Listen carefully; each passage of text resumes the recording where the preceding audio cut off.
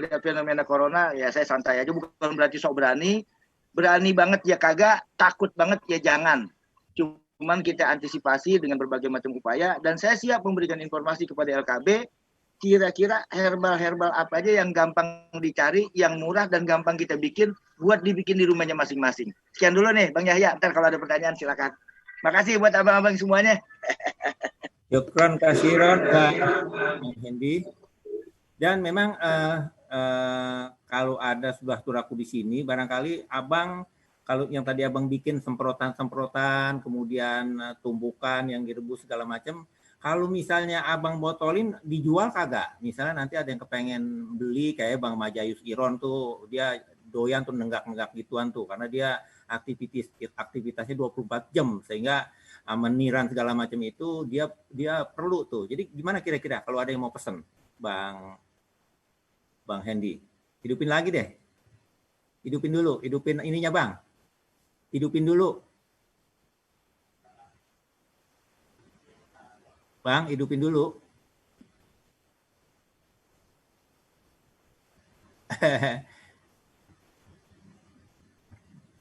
Bang Hendy, dihidupin dulu. Bang Hendy, dihidupin dulu. Itu abang gak kedengaran suaranya, somboknya. Belah kanan abang tuh. Kalau di itu belah kiri. Belah kiri abang, ada somboknya. Bocah suruh ngaton dulu bocah. Ngaton dulu ke situ, kasih tahu, buka itunya. Buka halo-halonya. Mungkin biar bisa dipandu sama hostnya. Nah, itu. Silakan Bang. Oh, dari sini. Mana dia? Belum dibuka tuh tadi? Dari sini aja. Nah, ya dah. Udah. Ya, silakan Bang. Tadi Abang informasi Abang tuh tadi yang di botol-botol itu belum kedengeran. Ayo Bang. Oh, saya bikin ini, saya nyuling minyak cengkeh. Kasih lihat ke kamera deh. Nah, ini asdiri minyak cengkeh. Nah, kebetulan kalau minyak serai saya nggak bawa, lupaan tadi. Nah, terus juga saya bikin bubuk serai. Ya, sip. Ini bubuk serai tinggal nyeduh. Iya. Nah, ini terus lagi saya bikin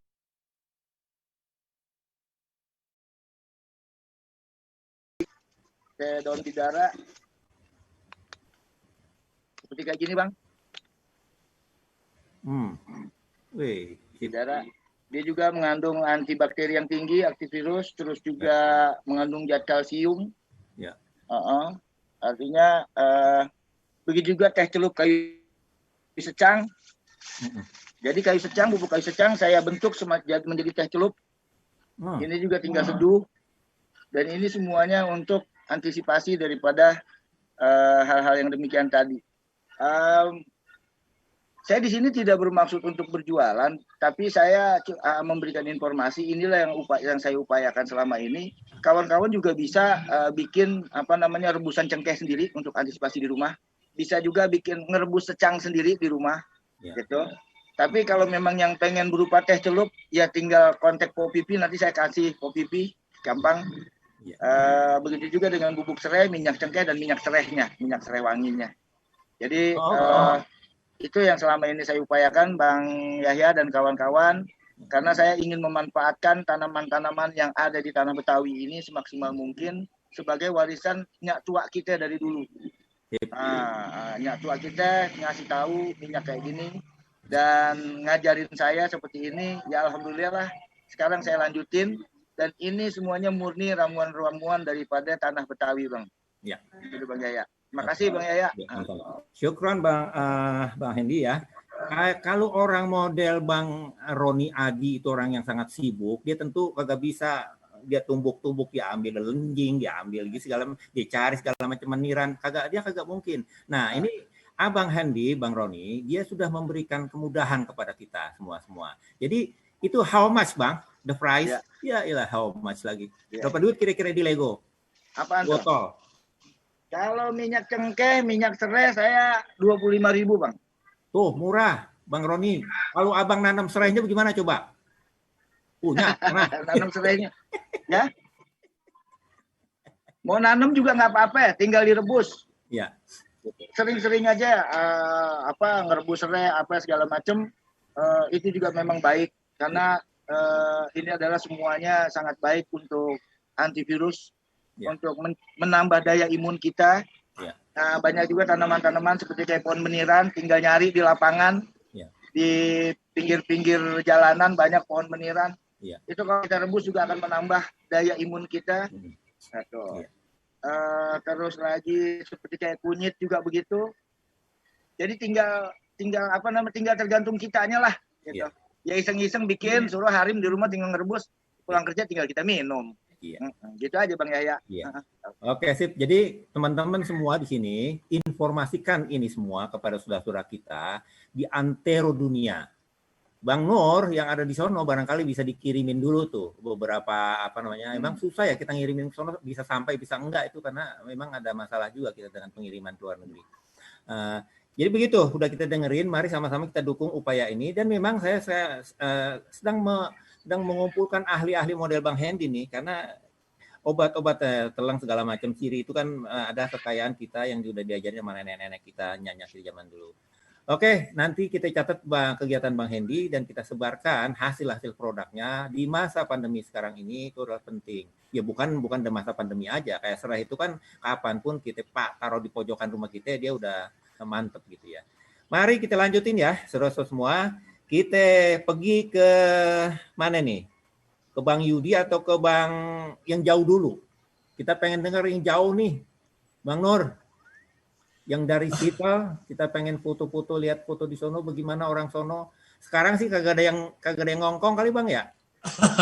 Karena lagi Assalamualaikum warahmatullahi wabarakatuh. Terima kasih nih Bang Yahya dan juga semua empo-empo dan abang-abang yang ada di sini. Saya nih merasa terhormat gitu.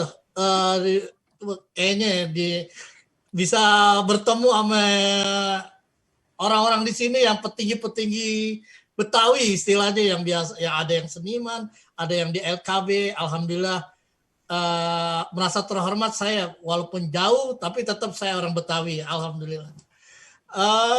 Sebetulnya kalau trik sama tipsnya sih, kalau saya ya saya sebetulnya nggak ada gitu. Kalau dari saya belum ada.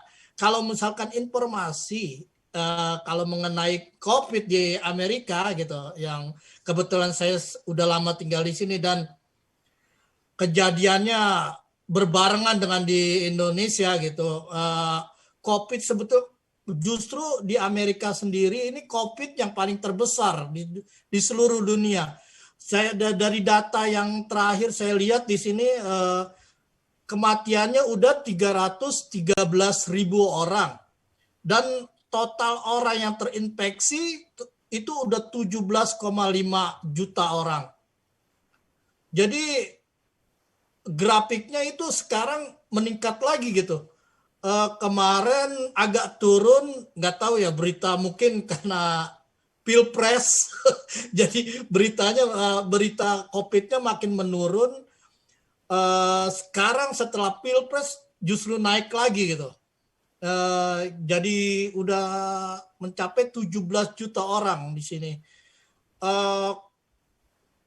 Sebetulnya penanganannya sebetulnya bagus gitu di sini gitu, di COVID di Amerika ya. Dan juga pengembangan dari vaksinnya juga cepat. Mereka sudah sebentar lagi insya Allah akan melaunching obat COVID itu, dari vaksin itu, yang mana akan diberikan kepada disebar di seluruh masyarakat Amerika, terutama yang diutamakan yang pertama itu bagian kesehatan dulu, seperti dokter, perawat, suster atau penjaga caregiver atau penjaga orang-orang tua dan juga pensiunan dan orang-orang tua. Jadi yang diutamakan di sini mereka akan diberikan itu dulu. Insya Allah akan dikasih dengan gratis karena kita ada programnya dan juga ada masing-masing di setiap orang mempunyai asuransi kesehatan sendiri. Jadi walaupun misalkan orang yang nggak mampu di sini akan diberikan juga dengan gratis karena itu akan menjadi pemerintah yang akan membiayainya. Terus untuk awal-awal penanganan COVID emang di sini agak terlambat sebetulnya di Amerika, walaupun negara superpower gitu. Saya lihat karena dari presidennya sendiri sebetulnya mereka menganggaplah itu nggak bukannya ini nggak sembarangan. Makanya kan dibilang kungplu Cina gitu. Istilahnya jadi benar-benar dari Cina gitu. Benar-benar gitu. Mereka bukan menanganinya jadi istilahnya terlambat, benar terlambat ada gitu. Dianggap main-main. Tapi terlambatnya mereka di sini dokter-dokternya cepat bergerak gitu. Bergerak cepat dan walaupun penyebarannya luas, tapi itu kemarin karena di sini sistem di Amerika ini unik ya. Jadi state-nya kayak ada terbagi dua gitu. Blue state dan red state. Red state itu ya dari Partai Republik, Blue State itu Partai Demokratik.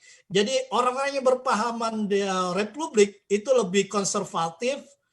Mereka menganggap itu isu bohong, itu segala macam sama gitu seperti mungkin ya di Indonesia. Saya dengar dari berita gitu.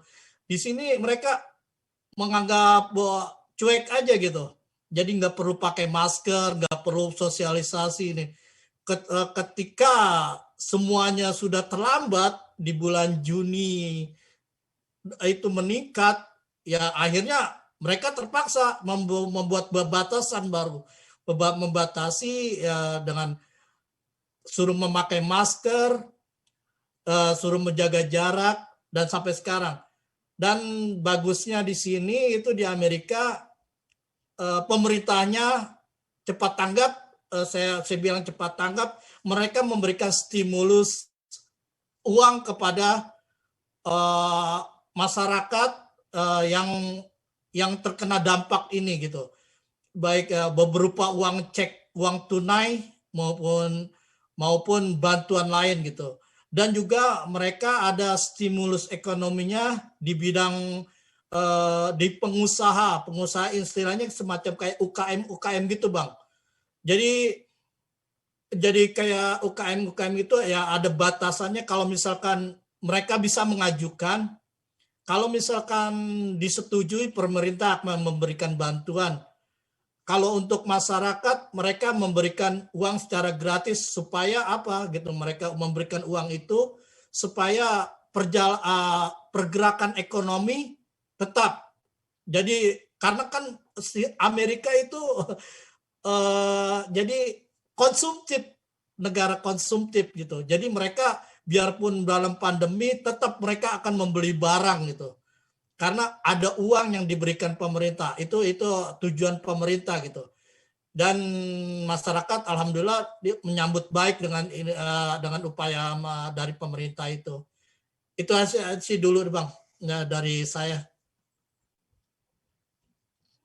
Baik, Bang Nung, Bang Nur, Bang Nung, Bang Nur. Jadi memang di sana juga dibagiin juga gitu ya sembako ya. Kalau di sini kan dikorupsi. Jadi emang masyarakat sini gitu apa ya cepat gitu kalau untuk bantuan itu cepat mereka bergeraknya gitu. Dan juga bisa dipertanggungjawabkan gitu. Karena berapapun uang yang keluar pemerintah kasih gitu, itu ada pertanggungan jawabnya gitu. Tetap apalagi media-media jurnalistik di Amerika kan bebas tapi terarah gitu. Mereka benar-benar mengawasi gitu. Bukan hanya jadi nggak bisa sembarangan uang nih lari kemana, bahkan rakyat Amerika sendiri bisa mensu atau menuntut pemerintah kalau misalkan uang itu berjalan nggak benar gitu. Jadi siapa yang diberikan uang ini juga nggak sembarangan Bang. Jadi yang dinilai dari pajak. Jadi setiap orang yang kayak di Indonesia mungkin ada nomor pajaknya apa sih itu namanya? NPWP. Kalau di sini apa Bang? NPWP. Nah, NPWP mungkin ya, kalau di sono, iya di sini namanya Social Security. Jadi setiap anak ada pas lahir mungkin kayak zaman dulu nopen kali ya, nomor penduduk. Nah, ada nomornya. Dari nomor pentingnya itu ketika dia kerja, akumulasinya pajaknya dari pemerintah di situ. Nah, dilihat dari situnya, ada orang keluarga ini memberikan kontribusi ke Amerika ke state ini. Jadi dia dikasih uang dari pemerintah. Alhamdulillah, jadi bantuan ada gitu dari pemerintah gitu. Jadi pemerintah nggak lepas tangan, dan juga pemerintah tetap ada tanggung jawabnya dengan memberikan kontribusi langsung gitu. Oke. Itu aja, Bang. Thank you, Bang Yeah, Nur. thank you. Memang kalau di kita kan ada katanya vaksin gratis, tapi rakyat diperes dulu. Jadi pakai duit rakyat juga sih, bukan gratis. Kemudian ya dan seterusnya. Udah gitu ditilep lagi, dikentit, ditilep segala macam. Itu kan koruptor itu harus sedih juga itu, Bang. Saya dengar beritanya, saya sedih banget. Kalau di sini tuh udah diturun aja tuh orang. Udah nggak ampun deh. Istilahnya hukum memang benar-benar di sini benar-benar gitu, bukannya inian. Walaupun negara sekuler, negara ini nggak benar, tapi hukum benar-benar dijalankan. Nggak ada, jangankan ya, orang biasa ya, presiden pun bisa dituntut di sini gitu.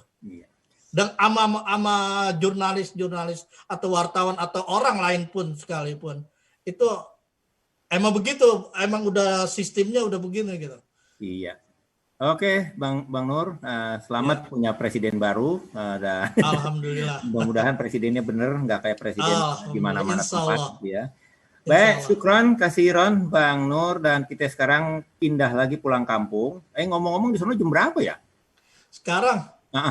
Alhamdulillah sekarang udah jam berapa nih? Saya lihat jam 7.45 malam. Malam. Oh iya. Malam Sabtu. Oh, malam Sabtu. Kalau kita kan udah hari Sabtu ini ya. Hari Sabtu, Bang. Jadi kalau kita ke sono kita balik ya. Apa namanya? Mundur. Kalau dari Indonesia kemari terlambat. Kalau dari sini ke sono duluan. Ya. Gitu. Oke, sekarang kita balik kampung. Bang Yudi ada nggak, Bang Yudi? Mana dia, Bang Yudi? Bang Yudi, where are you? Silakan, Bang. Bang Yudi nggak ada ya? Oke, kita ke dekat bandara, yang punya bandara. Yang punya bandara yaitu Chang Lihin. Chang. Mana dia? Gambar saya nggak tampil nih. Alhamdulillah, Bang. Jadi ada momen juga nih hari ini. Aneh, kebetulan ada tetangga yang meninggal. Habis dari pemakaman. Habis ngelawar. Ya, jadi momen juga kita bilang nih. Yeah. Jadi udah berkaitan dengan kondisi COVID sekarang kan ada pro kontranya, ada yang bilang ada dan tidak ada gitu ya. Ya alhamdulillah nih. Maaf. Alhamdulillah semuanya dikasih kesehatan, Bang ya. Amin. Iya. Jadi antara dikatakan ada, ya seperti halnya kita bilang, ini ada goib gak sih ini? Dibilang goib, percaya, dibilang percaya pada goib, ada, dibilang ada, tapi tidak ada gitu, Bang ya.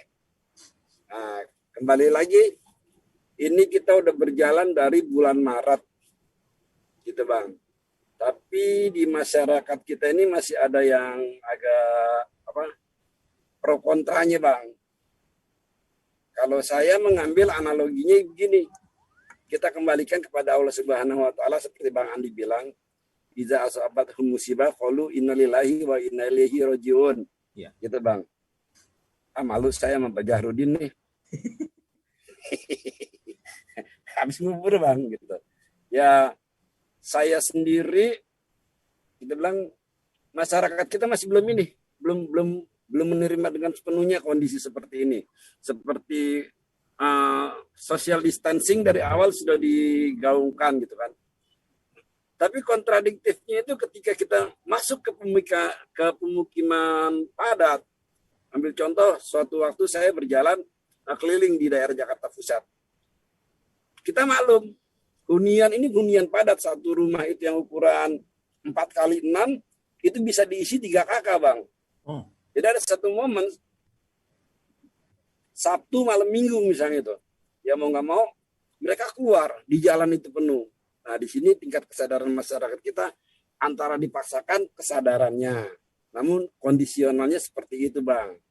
Ya saya berharap aja mudah-mudahan ini wabah COVID ini segera berlalu, ya perkara ya tidak kalau kita kadang bilang konspirasi apa ya wallahu alam bisawab, ya itu kita kembali, Bang, kita kembalikan lagi kepada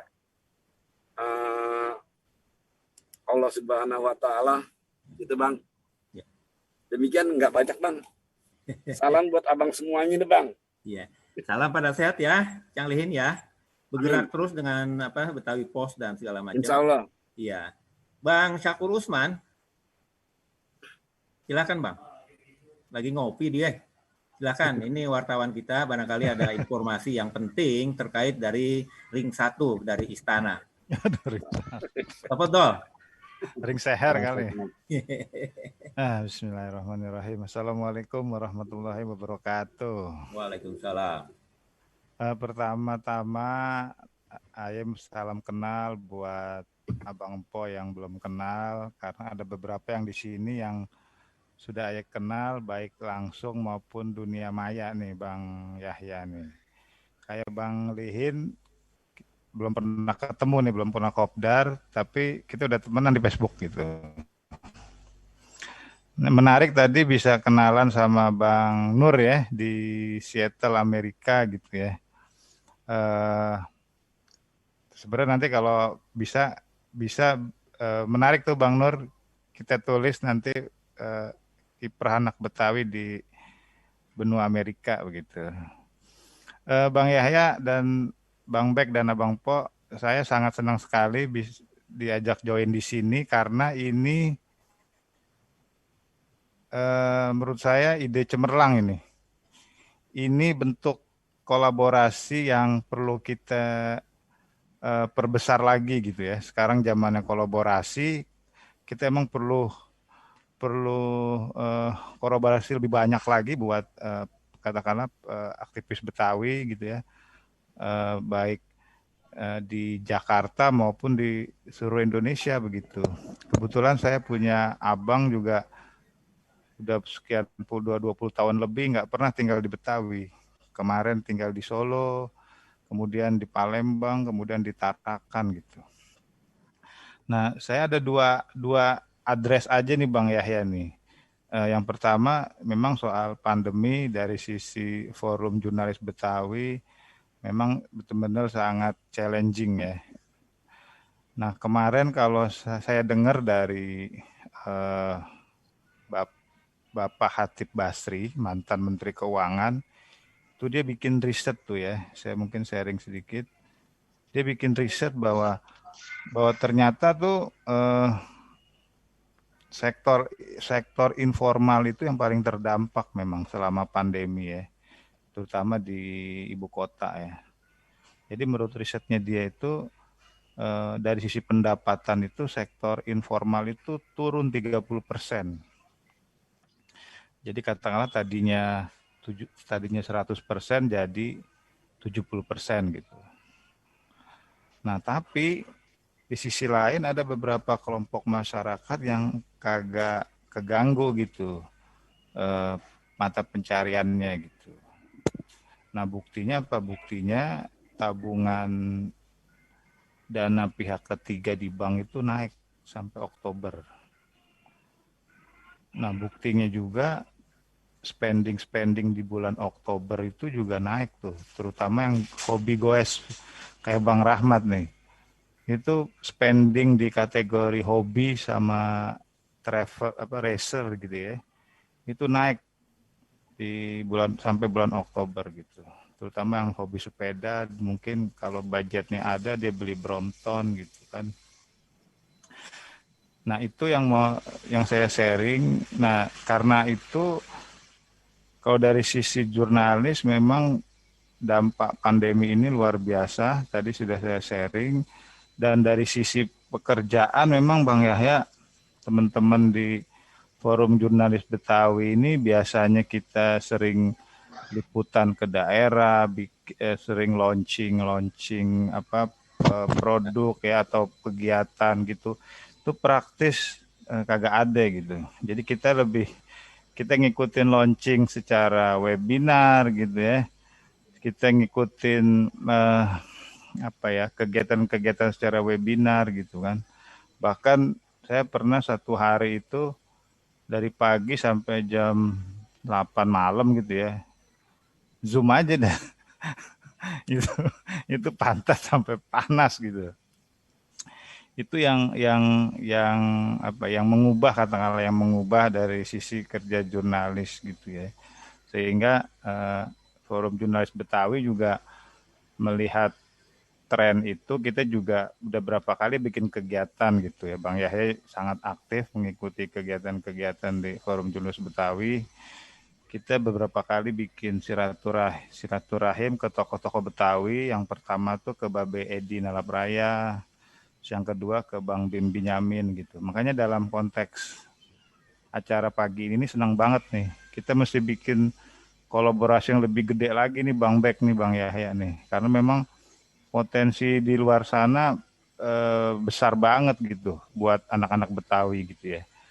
Saya pernah diinfoin ada satu anak Betawi jadi dosen diaspora di salah satu universitas di Inggris gitu. Ini dosen favorit gitu. Bahkan pernah jadi dapat penghargaan gitu ya diaspora.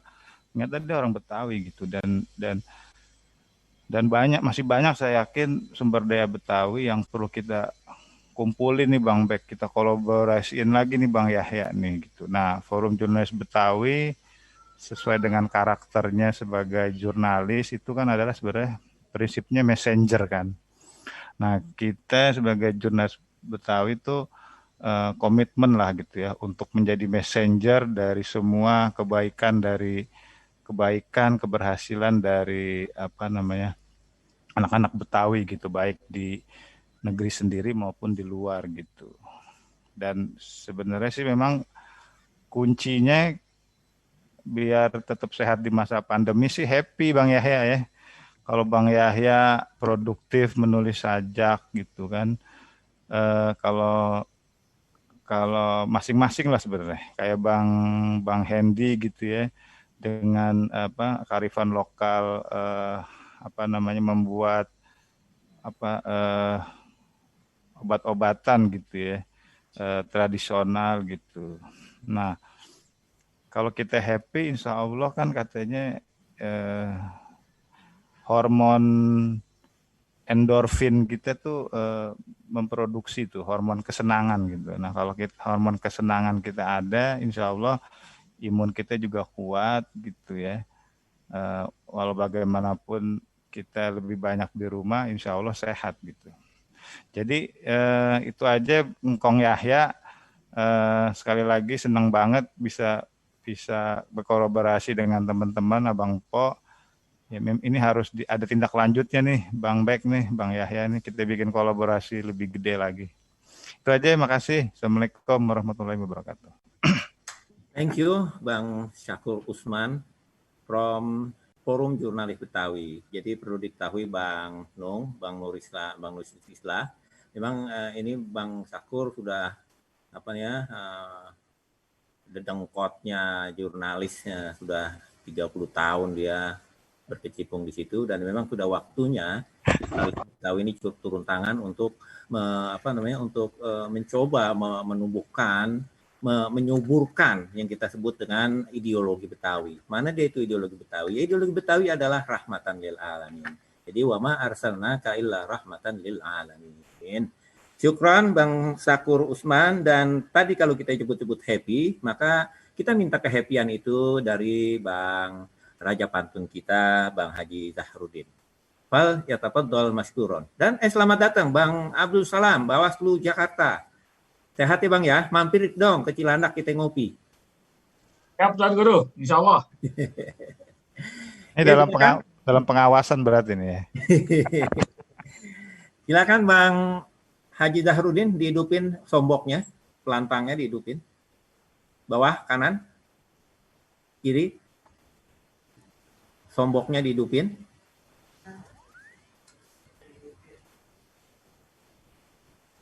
Udah ketemu, belum. Panggil bocah di belakang. Dia lagi ngoret kali. Lagi ngoret apa? Lagi ngapain dia?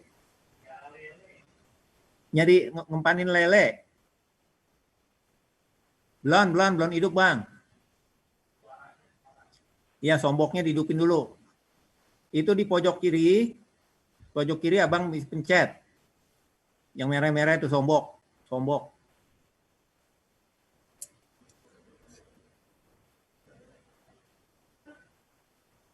Dia sambil menunggu anaknya. Udah nih. Ini siapa nih? Mukanya dari dalam. Siap. Siap, Bang. Ya, Assalamualaikum warahmatullahi wabarakatuh. Waalaikumsalam warahmatullahi wabarakatuh. Ya, kepada Cang Yahya nih yang baru aja ulang tahun ya. Habis makan kita ke kumur, makan siput di pasar ikan. Kita doakan Bang Yahya sehat dan panjang umur dan terwujud apa yang dia cita-citakan. Amin. Amin. Amin. Yang saya hormati nih abang-abang, ada Cang Lihin di situ ya. Juga Bang Hendy, Pak Pipi, Bang Nuh dari mana Bang Nurul Islah juga dari Amerika ya. Alhamdulillah Bang kita bisa ketemu. Juga dari Bang Syakur dari jurnalis Bang ya. Bang Roni, alhamdulillah naik kereta pergi ke kota ke pasar ikan Semangalu itu juga jauh di mate ya Bang ya. Bicara masalah virus corona Bang, ya ini merupakan sesuatu bukan untuk Indonesia aja, tapi udah nyusahin seluruh dunia, kan begitu Bang. Jadi ya terutama nih Bang ya, kita nih yang sebagai pelaku seni yang sangat terasa Bang. Saya ini kebetulan sebagai pemain palang pintu sangat terasa banget Bang. Ke Jatinegara mau beli antena, duit ketinggalan, bikin hati kesel. Gara-gara ada virus corona, banyak panggilan yang pada di cancel. Halo.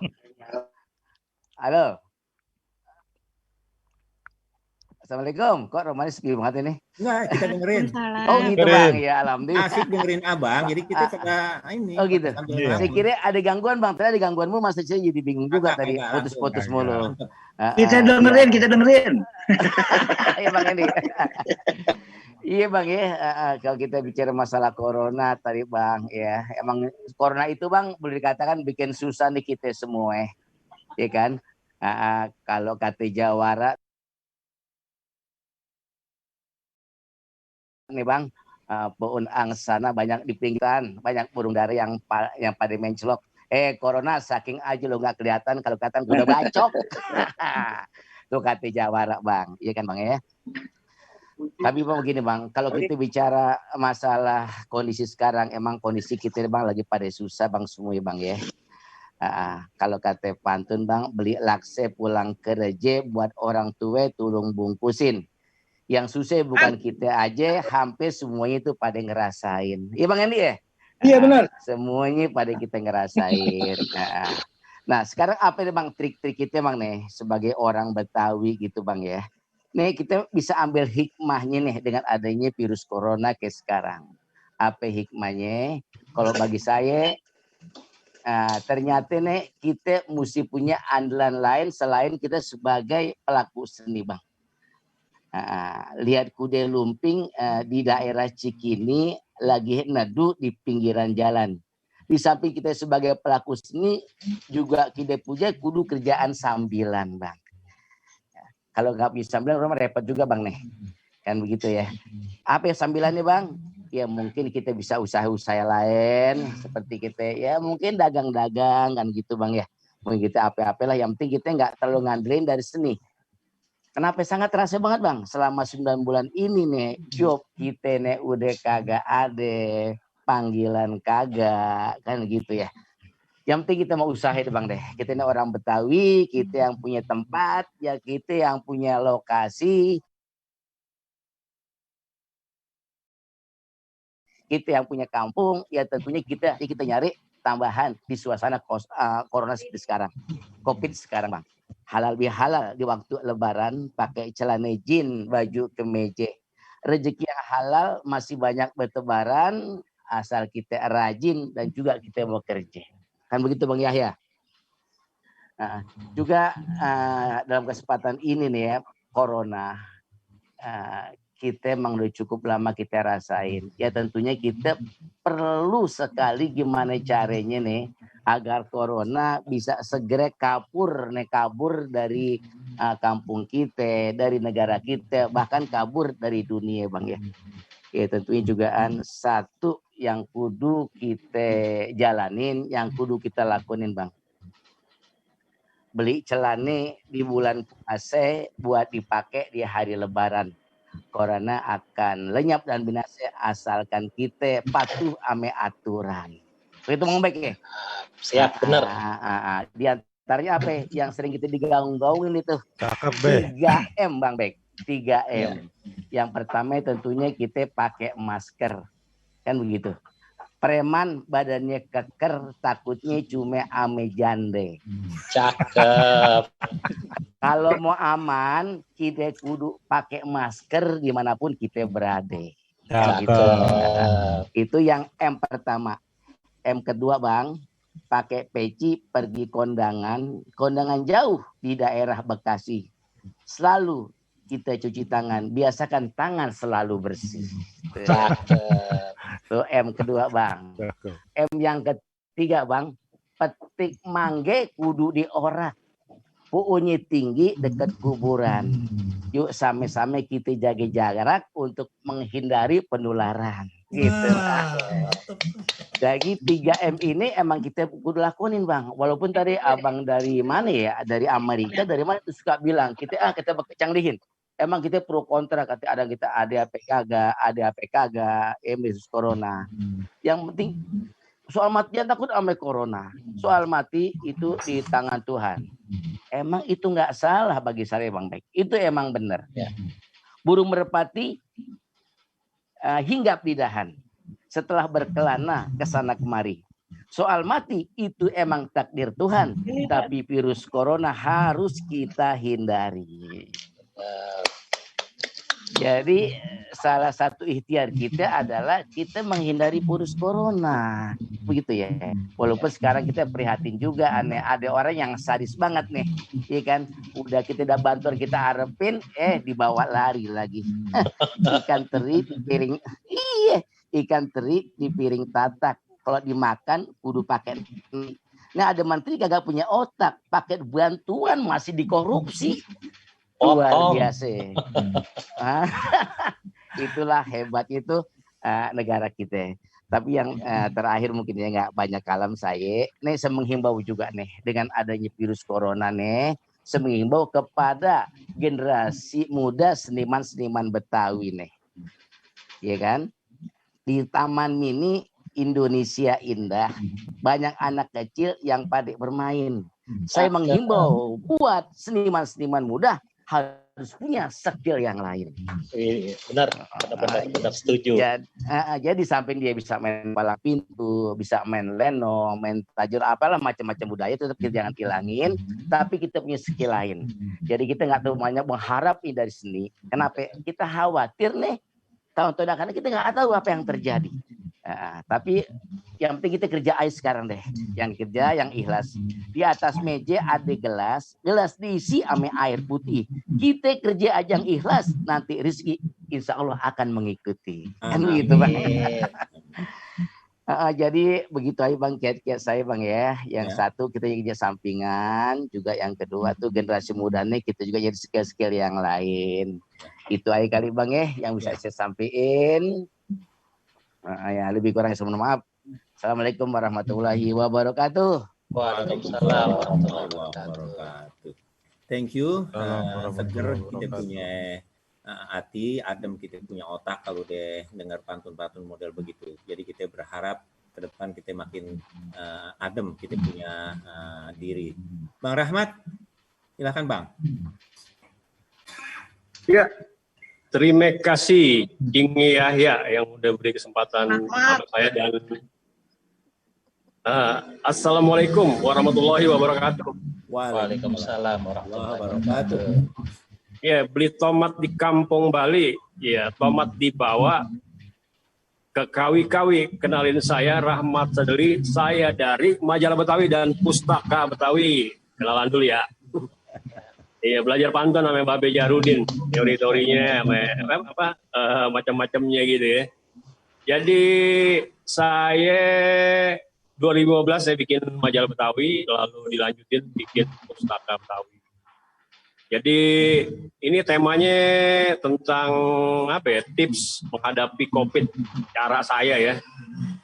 Jadi di awal-awal itu kan memang kita belum tahu nih virusnya karakternya seperti apa kayak gitu. Saya ikut anjuran, saya pantau terus tuh Instagramnya WHO, Instagram dari Departemen Kesehatan. Jadi benar-benar saya literasi atau cari pengetahuan yang benar nih harus bagaimana gitu. Jadi mulai dari penularan melalui mulut, mata, hidung. Nah itu sampai saya anggap tuh masa-masa gelap karena itu benar-benar kita benar-benar di rumah mesti bikin kegiatan macam-macam. Kalau saya demennya memang olahraga, ya banyak baca-baca juga kan di rumah kan ada buku-buku Betawi. Selain saya buat konten itu di masa-masa awal tuh. Saya dengerin musik, saya ikutin YouTube, ada senam begitu. Yang penting adalah gembira, katanya gembira dan bahagia agar imunnya meningkat. Gitu. Itu kan anjurannya dari pemerintah. Jadi selain yang udah wajib tuh cuci tangan itu sampai berkali-kali tuh saya lakuin tuh. Udar mandir, cuci tangan gitu. Nah, di samping saya terus ngisi konten dan ini momentum juga buat belajar, introspeksi diri buat saya sendiri gitu. Jadi belajar juga tuh ada ikut-ikut Zoom meeting tentang awar-awar yang dibikin Betawi kita, macam-macam tuh ya. Jadi momentum banyak belajar lagi nih, ngelihat diri sendiri, introspeksi, gimana kita melangkah, kok bisa begini dunia, oh iya, belajar lagi ke masa lalu, bahwa tahun berapa pernah ada kejadian-kejadian kayak gini di Pulau Jawa atau wabah yang memang sampai 2 tahun kali pernah ada tuh, terus baca-baca tentang sejarah di Batavia, tentang wabah, ada malaria gitu di Betawi kayak gitu-gitu. Jadi itu momen bener-bener awal-awal itu momen-momen istilahnya saya benar-benar mendem lah di dalam rumah yang ngandelin tabungan memang yang ini yang alhamdulillah ada dikit-dikit lah pemasukan. Itu kalau yang berikutnya kan udah rada mendingan ke sini. Nah saya mulai tuh memang saya hobi main sepeda, saya banyak main sepeda. Di awal-awal itu malah memang karena ini memang harus menjauhkan dari orang banyak ya saya main sepeda gitu, main sepeda kemana-mana yang tentunya kalau hobi saya kan yang pemandangan alam gitu, misalnya ada danau atau apa itu jadi jadi pengisi waktu. Selain olahraga juga cari senangnya gitu, selain untuk berbagi ke orang lain karena saya senang foto. Nah rada kesinian rada mendingan tuh, mulai ada buka kan ada mulai PSBB yang PSBB yang mulai tidak diperketat gitu.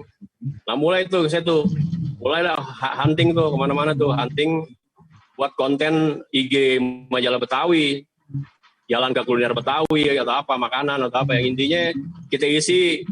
Kalau saya memang frame-nya frame Betawi lah, apapun informasi baik dari internet, media sosial dan sebagainya yang bisa diisi sebagai konten, saya nggak peduli dari mana, yang penting itu punya nilai positif, saya beritain. Jadi isi waktu saya ini benar-benar saya manfaatin karena frame saya di otak saya tuh melihat sesuatu itu dari sudut pandang Betawi. Bisa nggak nih jadi berita? Bisa nggak jadi berita sebagai jurnalis atau wartawan lah gitu? Ya begitu. Jadi ngisi waktunya kayak gitu. Tips saya selain ya kita ya ibadah yang ibadah yang wajib, ya doa yang banyak agar wabah di dunia ini kan tingkatnya dunia, wabah di dunia ini bisa mereda dan bisa ada solusinya lah gitu. Walaupun kita nggak tahu umur kita, tapi kita terus berjuang dengan cara masing-masing lah. Kalau saya pikir saya di media, saya memberi edukasi di awal-awal pandemi. Kalau kita kembali, saya mulai tahu tuh apa tuh social distancing, karena memang di luar udah diterapin. Ketika di China atau di apa itu mulai ada social distancing di Eropa. Nah ini kan masyarakat kita kan waktu itu masih belum, itu saya gempur terus dengan informasi mengenai social distancing itu dengan gambar-gambar orang jaga jarak ketika di toko atau apa.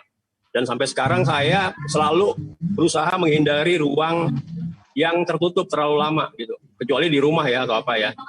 Tapi kalau di dalam ruangan yang kantor atau apa, kemana-mana saya selalu menghindari itu. Karena saya pikir banyak korban, saya analisa orang-orang di kantor gitu yang mungkin dia terlalu banyak di ini, karena kan kita nggak tahu. Apalagi sering di tempat-tempat umum atau apa, di kantor-kantor yang pemerintahan kayak gitu. Banyak korban kan, lurah, camat, dan sebagainya. Dan terakhir yang paling kita hormatin yaitu Bang Saifullah itu. Bang Haji Saifullah itu yang umurnya orang luar biasa, yang orang Betawi mendahului kita gitu. Itu saja kali dari saya. Lebih ininya sih saya terus berkarya lah. Saya pikir tulis apapun juga yang informasi ditemukan ya kita buat informasi lah gitu. Kalau nggak bikin video macam-macam kayak gitu yang bikin orang senang juga mudah-mudahan, dan juga bisa menginspirasi kalau bisa. Dari situ ya, selain saya bikin konten YouTube mulai dari kuliner Betawi atau apa yang berkaitan dengan Betawi gitu, makanan Betawi. Sampai kemarin pun saya masih dapat, dan ini saya lagi main sepeda nih. Saya ada di Rawamangun gitu, api berisik. Jadi gitu aja ya dari saya. Lebih kurangnya saya mohon maaf. Wassalamualaikum warahmatullahi wabarakatuh. Lanjut ke King Yahya sebagai moderator ya. Oke, syukron King Rahmat Sadli. Kita happy dan mengisi kegiatan-kegiatan kita dengan senantiasa patuh kepada protokol 3M. And kita sambut Bang Roni Adi yang mempunyai Tanah Abang. Mana Bang Roni Adi? Ya, Assalamualaikum, Kang Yahya. Salam. Abang-abang semua di sini alhamdulillah nih banyak yang hadir. Tadi saya lihat ada Babe Zahrudin, Bang Rudi, Bang Salam. Siapa ya Bang Salam ya? Aneh kebetulan satu hotel sama pengurus Bawaslu pusat nih. Oh, Arya Duta ya, lagi di Arya Duta. Enggak, dia di Bed Western Batam. Oh, Bed Western. Pantesan kemarin satu pesawat tuh orang-orang Bawaslu. Nah, terus ada Bang Bek, alhamdulillah makasih Bang Bek sudah diundang untuk berbagi info ya. Di sini ada Bang Endi juga, ahli herbal kita, ada yang dari jauh nih dari Seattle, Amerika. Ada Bang Nu, baru kemarin saya dijemput sama Bang Nu pas landing di Batam. Bang Nu nih nanti ada acara, cuman saya nggak bisa ikut. Ada Bang Rahmat, Bang Sakur, dan Abang Empok semua. Terima kasih udah ngundang saya berbagi. Terasa ternyata udah 10 bulan kita menghadapi wabah pandemi. Sebenarnya saya agak bingung juga kalau kita mau bicara ini, karena bicara pandemi COVID, kita memang sudah pernah membuat sesi diskusinya pada bulan April 2020, yang mana Kang Yahya juga sebagai salah satu narsum, dan Dr. Sibro Malisi ya waktu itu ya, Kang Yahya ya. Iya. Jadi narsum. Dan kemarin juga di FJB, di WAG FJB juga ada pertanyaan dari Pok Meli, apakah narsum-narsum yang ada dalam Kongko virtual hari ini punya data riset gitu ya. Saya kira Kongko ini bukan dimaksudkan untuk kita bahas secara ilmiah ya.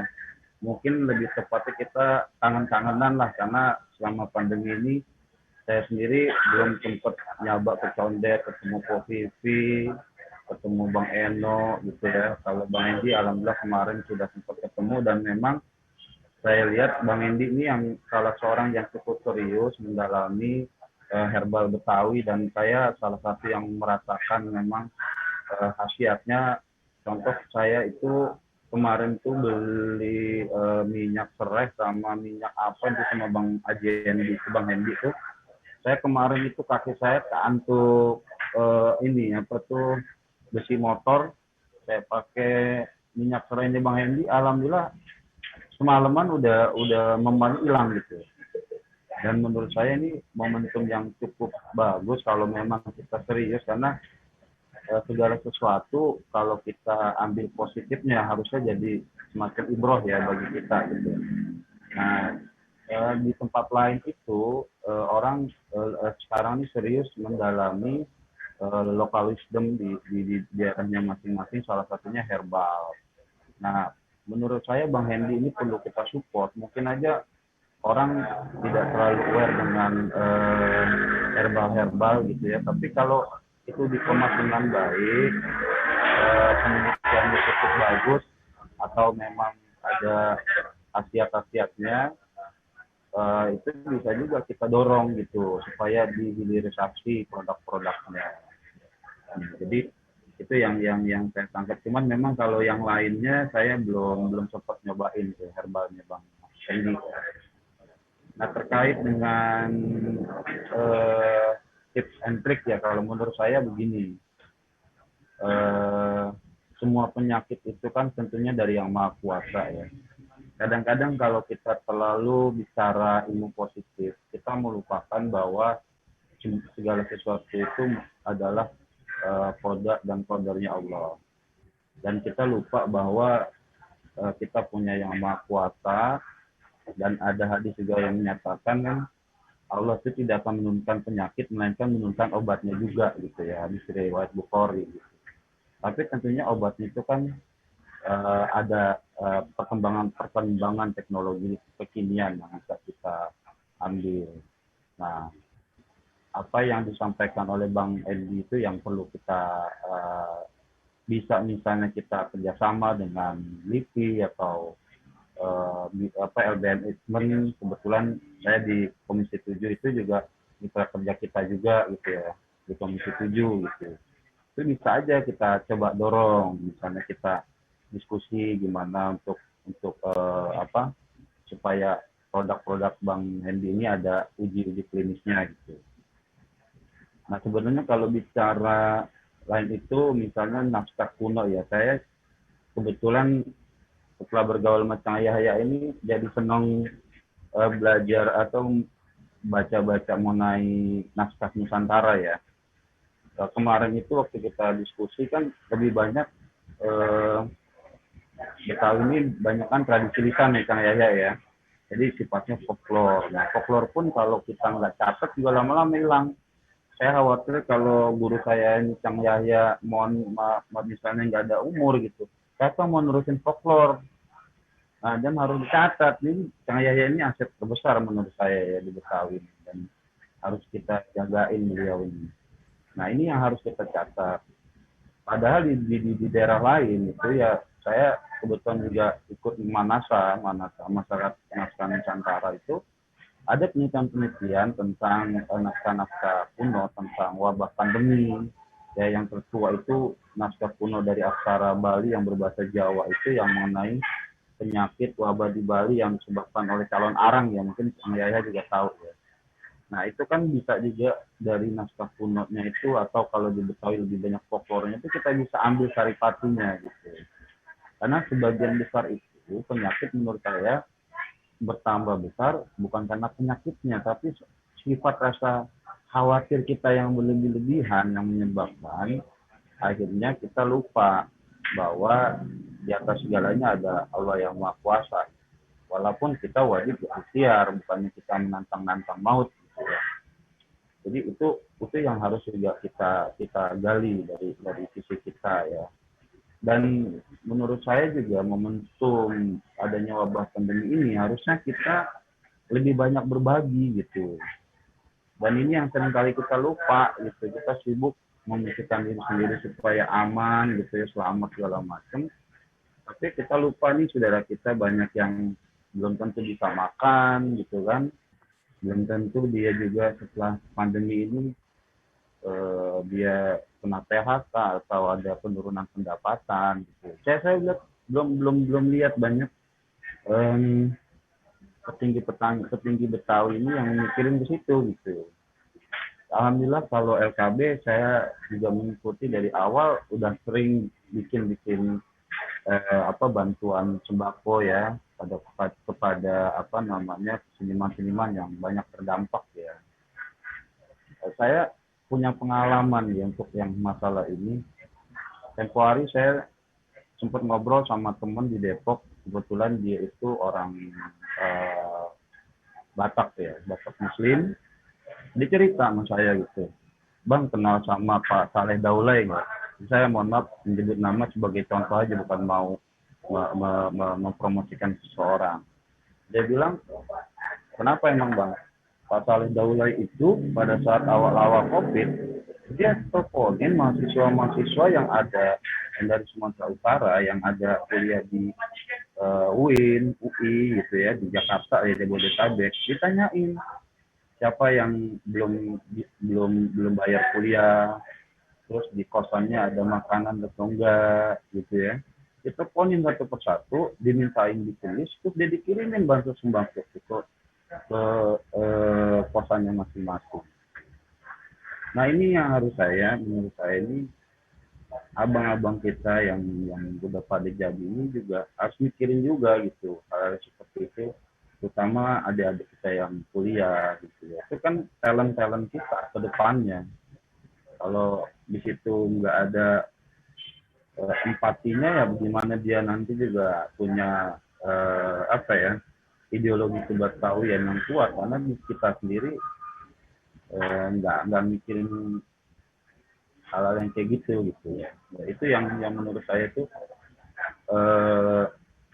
masih kurang gitu ya, sifat berbagi kita itu untuk hal-hal seperti ini. Ya bukan mungkin sayanya yang enggak yang kuper ya, mungkin banyak seperti itu, cuman sayanya aja yang mungkin enggak tahu itu. Dan menurut saya ini PR kita bersama. Saya setuju dengan Bang Sakur yang tadi menyampaikan ya, dengan COVID ini kita bisa melakukan kolaborasi melalui virtual atau apapun gitu ya. Mungkin perlu diperkuat lagi, apakah 3 bulan sekali gitu kan. Brand-brand dari Betawi yang di luar Betawi ini perlu juga kita identifikasi, kita buat database sehingga orang-orang Betawi yang pada mentas ini kita sempurnakan, dalam arti kita sama-sama membangun kampung kita gitu ya, dengan pengetahuan abang-abang kita yang di luarnya yang udah pada jadi ini, supaya sama-sama kita mikirin Betawi ke depan gitu. Nah kalau dari sisi saya seperti itu, mungkin perlu juga kita berkolaborasi dengan pemerintah. Minggu kemarin saya diwawancara sama Kompas, dia tanya mengenai pandangan kita sebagai pegiat seni budaya Betawi mengenai pola komunikasi pemerintah. Mungkin juga perlu juga kita kasih masukan. Memang pandemi COVID ini saya lihat di bawah ini lebih banyak khawatirnya bukan dengan COVID-nya, tapi dengan ekonominya. Karena yang di bawah itu yang paling merasakan itu gitu. Makanya COVID itu jadi kayak denial gitu. Mereka itu seperti menolak COVID, apaan sih COVID. Terus kita lapar gitu. Kita nggak cukup cuma bansos. Nah ini kan juga harus dicari jalan keluarnya ya. Trade-off-nya gimana, karena memang COVID itu penyebarannya sangat cepat. Tapi tingkat kematiannya ya tidak terlalu tinggi juga. 2-3% di dunia ya. Yang terbesar itu kan ya masih penyakit-penyakit jantung gitu ya, penyakit yang berat-berat kronikal gitu. Nah tetapi kalau kita juga akhirnya abai terhadap ekonomi, akhirnya orang pada denial ya susah juga kita gitu. Nah mengedukasi teman-teman. Nah ini mungkin juga kalau seniman budayawan dilibatkan, memberikan promo mengenai protokol COVID, bagaimana 3M itu dengan bahasa yang mudah dicerna gitu ya. Budayawan seniman itu kan pasti lebih komunikatif gitu terhadap orang-orang Betawi seperti yang kemarin LKB bikin itu. Saya kira itu perlu lebih diperbanyak lagi. Harusnya itu pemerintah tuh menggelontorkan cukup banyak dana tuh kepada LKB, kepada seniman-seniman, selain untuk membuat dia bekerja selama pandemi, juga mempromosikan 3M-nya ini pakai seni budaya Betawi gitu. Jadi lebih mudah lah mereka mencerna ya. Dan saya kira mengenai hal ini kita perlu duduk bareng lagi ke depannya, mungkin tidak hanya bicara COVID tapi bicara agenda-agenda ke depan, kolaborasi dan inisiasi dengan LKB, dari LKB gitu ya, dengan yang lain. Saya kira itu suatu hal yang menjanjikan ya, supaya kita bisa gotong bersama lah permasalahan-permasalahan yang ada. Ya, saya kira itu aja Kang Yahya. Mudah-mudahan kita semua diberikan kesehatan. Amin. Ya, karena kita nggak tahu kapan kita mati. Jadi kami kita ini lebih jujur lah ya, pertama kita cari nafkah itu yang penting tuh. Ya, saya kira itu aja Kang Yahya. Mungkin bisa disambung dengan yang lain sambil mantau-mantau di sini. Terima kasih. Wassalamualaikum warahmatullahi wabarakatuh. Waalaikumsalam warahmatullahi wabarakatuh. King Roni Adi yang mempunyai tenabang. Ya, Dr. Ulfa Himayati, saya rasa dokter inilah yang kita tunggu-tunggu, bagaimana tip-tip yang betul menurut ilmu kedokteran. Begitu, silahkan Empo Dr. Ulfa tampil ke muka. Betul. Ya, Assalamualaikum warahmatullahi wabarakatuh. Waalaikumsalam. Terima kasih. Udah lama banget nggak ketemu sama Kang Yahya. Terus ini ada Pipi juga di sini. Yang lain mungkin saya baru kenal. Saya ada siapa nih, Bang Nuh kan ya tadi, Bang Hendi, Bang Nur, Bang Syakur, Bang Haji Rutin tadi ya yang jago pantun. Saya demen banget pantunnya. Iya. Bang Rahmat Sadeli dan Bang Roni Adi ya. Sama teman-teman yang ada di sini nih, Bang Abdul Salam juga. Udah lama juga nggak ketemu ya Bang ya. Ya, kok. Sama-sama orang Cakung ya. Ya padahal sama-sama orang Cakung, cuman emang udah lama saya nggak di Cakung. Ya baik, saya bangga banget ya udah diajak, dikabarin katanya mau nggak jadi narasumber di acara Kongko gitu ya. Cuman ya gitu, saya tipikal orang yang kalau ngomong tuh harus ngeliatin juga ke orang-orang. Bisa nggak saya share ini? Share slide, Bang.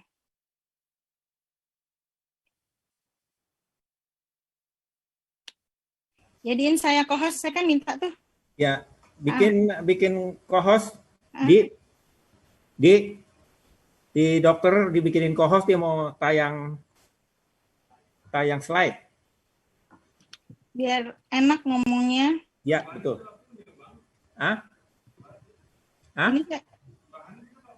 Enggak, bikinin Po Himawati, dokter co-host, biar nanti dia yang tayang. Saya udah minta nih, tinggal di-okein aja. Tinggal di-okein ya. Ya, memang harus beginilah kita kalau kita memang berada pada dunia teknologi seperti sekarang ini. Iya. Mohon maklum, dokter kita. Tapi saya ini ya, komentarin tentang tadi. Ya, silakan komentar dulu deh. Sambil menunggu. Bang Hendi ya, luar biasa banget. Emang sebenarnya dari yang kayak kunyit, daun meniran ya Bang ya? Iya. Semuanya itu yang disebutin itu memang ada surat dari Kementerian Kesehatan bahwa itu memang berkhasiat untuk meningkatkan imunitas. Nanti saya kirimin deh suratnya. Dan efek-efeknya itu sudah bisa dilihat dari FORTI ya, Formularium Obat Tradisional Indonesia. Jadi udah ada di situ. Kalau tadi sarannya dari Bang Andi mungkin bisa dibantu. Itu ternyata dari Kemenkes itu udah ada semua. Lihat ini nih. Obat-obat herbal, Ali. sama Bang Hendy, obat-obat asli Betawi ya, dari ternak Betawi. Itu memang sudah Dok, ya. dokter coba diminta lagi. Udah bisa tuh, minta lagi jadi co-host. Minta lagi jadi co-host. Nanti di-okein. Baik. Sudah? Sudah? Ya? Tadi ada back. Saya share ya. Udah kelihatan kan? Oke. Ini sengaja saya bikin background kayak gini. Orang yang nggak tahu kalau COVID itu antara ada dan tiada tadi ya. Serba salah kata Bang Nuh tadi yang dari Kepri. Ada nggak sih? Dibilang ada, tapi dia nggak kelihatan. Dibilang nggak ada, tapi yang sakit banyak gitu ya. Ya. Kayak gitu. Dan memang saya dari pengalaman saya pribadi memang udah banyak banget. Sekarang saya ngerawat sekitar 4.000-an di Wisma Atlet ya. Dan itu makin terus bertambah. Kami dari tim dokter spesialis paru setiap harinya minimal 150 mengasesi pasien yang tanpa gejala ringan dan sedang gitu. Yang selanjutnya dari yang gejala sedang itu bisa memberat ya kebanyakan. Jadi harusnya Wisma Atlet itu tadinya merawat pasien yang asimptomatik atau yang tanpa gejala dan gejala ringan. Sekarang udah yang asimptomatik udah kita nggak bisa terima lagi. Karena apa? Karena udah banyak yang gejala ringan, sedang, dan berat. Jadi lebih itu yang kita utamakan. Ringan dan sedang. Asimptomatik corona nggak jaga jarak lu maksudnya. Oke, baik. Sebelum kita tahu tips and triknya, kan kita tahu apa sih itu yang nggak kelihatan tadi ya. Secara mikroskopis, kalau dari penelitian dari orang-orang yang udah ngelihat bentuk itu, orang mikrobiologi ya, secara mikroskopis, yang kita tahu, yang kita kenal kan ini coronavirus. Ternyata coronavirus itu family, keluarga coronavirus. Dia punya anak-anak yang sudah kita kenal sebelumnya, namanya Middle East Respiratory Syndrome atau MERS, ya, dari Timur Tengah, dari onta, ya. Jadi kalau ada orang pulang dari Mekah, orang dari haji atau umroh, pulang dia sesak nafas dan demam panas, kemungkinan dia terinfeksi MERS. Apalagi dia punya riwayat deket-deket sama unta, ya. Nah itu dia juga golongan si keluarga, masih satu keluarga sama si coronavirus. Nah, terus yang tahun 2003 ada yang namanya SARS-CoV, tapi ini SARS-CoV aja, SARS-CoV-1. Cuman dia dulu nggak sehebat sekarang. Nah, yang kita kenal sekarang itu SARS-CoV-2 yang bisa menyebabkan apa? COVID-19 atau coronavirus disease, jadi penyakit COVID. Nah, dia termasuk jenis coronavirus yang baru yang masih sampai sekarang pun masih banyak penelitian tentang dia. Jadi benar-benar masih kita mencari tahu dia nanti pengobatannya seperti apa, memberhentikan pandemi sekarang seperti apa, seperti itu ya. Dan awalnya si SARS ini dia zoonosis. Zoonosis itu adalah dia ditularkan dari hewan ke hewan awalnya. Namun ternyata pada tanggal 31 Desember 2019 ditemukan orang dengan gejala pneumonia atau gejala infeksi paru. Dia sesak, dia demam di daerah di pasar hewan, itu di Wuhan, Cina. Setelah diteliti-teliti, ternyata penyebabnya adalah SARS-CoV-2 dan penyakitnya adalah namanya COVID atau coronavirus disease, penyakit akibat coronavirus 2019 itu namanya, ya. Dan ternyata sudah bisa menyebar antara manusia ke manusia itu karena sifat virus yang mudah bermutasi. Sampai saat ini udah 191 negara, termasuk kita Indonesia ya. Jadi ini awar-awar ya Bang ya, namanya ya. Awar-awar itu ditetapkan oleh WHO udah sejak tanggal 11 Maret 2020. Jadi udah berapa bulan nih sampai sekarang nih?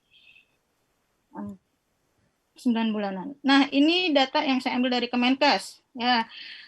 Supaya tahu kalau COVID itu masih ada ya. COVID itu masih ada, masih banyak dan masih terus bertambah. Kita lihat kemarin sih saya ambilnya hari Kamis ya. Datanya tanggal 17 Desember sudah yang terkonfirmasi ada 643.000 dia kenaikannya dari tanggal 16 itu sampai 7.000 yang terkonfirmasi. Ya. Nah, terus yang sembuh memang banyak yang sembuh, tapi yang sembuh tuh lebih sedikit daripada yang sebelumnya. Dan yang meninggal sekarang dari 137 per harinya jadi 142. Jadi masih banyak ya. Masih banyak. Dan ini bukan angka, ini manusia, ini orang yang teman-teman nakes temui gitu. Yang teman-teman nakes rawat, yang teman-teman tenaga kesehatan lihat dirawat. Kita belum lagi yang tiba-tiba dari baik-baik saja, tiba-tiba perburukan dan tiba-tiba nggak ada itu. Ya. Belum lagi penderitaan dia yang tadi puisinya Bang Cang Yahya ya. Kebiasaan manggil dulu. Saya manggilnya Abang. Kemudahan ya Bang. Saya manggil Abang. AA juga boleh. AA aja. AA Yahya. Oke. Ya, selanjutnya ini kalau data di Amerika tadi udah dibacain oleh Bang ini ya, Bang Nur Islah ya. Yang di sana di dunia ini 75 juta. Ya, 75 jutaan. US memang paling tinggi, tapi karena dia benua ya. Jadi wilayah-wilayahnya yang paling tinggi ini di Los Angeles ini 580. Hampir sama dengan di Indonesia kan? Di Indonesia 643. Ya. Nah, sedangkan kematiannya 311 orang. Kalau dipresentasikan case fatality rate-nya atau yang bisa menyebabkan kematian itu kalau di Amerika itu cuma 1%, sedangkan di Indonesia 3%. Di Amerikanya kelihatan aja dia banyak karena memang penduduknya lebih banyak dari Indonesia. Ya. Nah, Indonesia juara 1 nih. Asia Tenggara. Kita SEA Games nggak juara-juara ya, tapi kita di COVID juara 1. Ya, juara 1. Kita menyumbang 47% kasus COVID-19 di Asia Tenggara. Ya. Dan kita, Jakarta nih, salah satu penyumbang. Ya, karena ini cuman yang saya keklik ini, Jakarta Selatan. Cuman semuanya di DKI Jakarta merah ini dia. Ya, zona merah. Masih banyak, saya kalau menerima pasien, banyak banget dari Jakarta, dari Cilincing, dari Pejaten, dari Durensawit, hampir semuanya. Nah, kita supaya tahu juga nih karakteristik virusnya, dia sensitif terhadap panas. Ya, makanya awal-awal kita dulu dianjurkan untuk berjemur. Nah, harapan kalau misalnya ada virus-virus yang nempel di badan kita, dia bisa mati. Nah, terus dia bisa inaktif ya. Kan virus itu sebenarnya benda mati, bukan makhluk hidup. Nah, kenapa saya bilang dia benda mati? Karena dia cuma protein doang. Protein doang, dia cuma RNA doang, dia nggak punya inti sel, nggak seperti kuman. Kuman itu makhluk hidup, ya. Dia cuma RNA doang yang bisa membelah-belah, bisa membanyak, ya. Jadi kalau saya bilang di sini bukan mematikan ya, menginaktifkan. Jadi bisa dalam suhu 56 derajat selama 30 menit.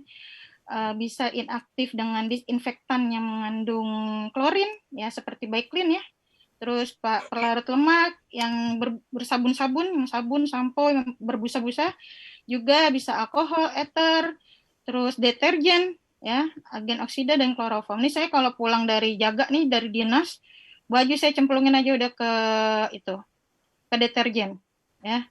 Biarin dia di situ sekitar 30 menit, habis itu baru saya cuci.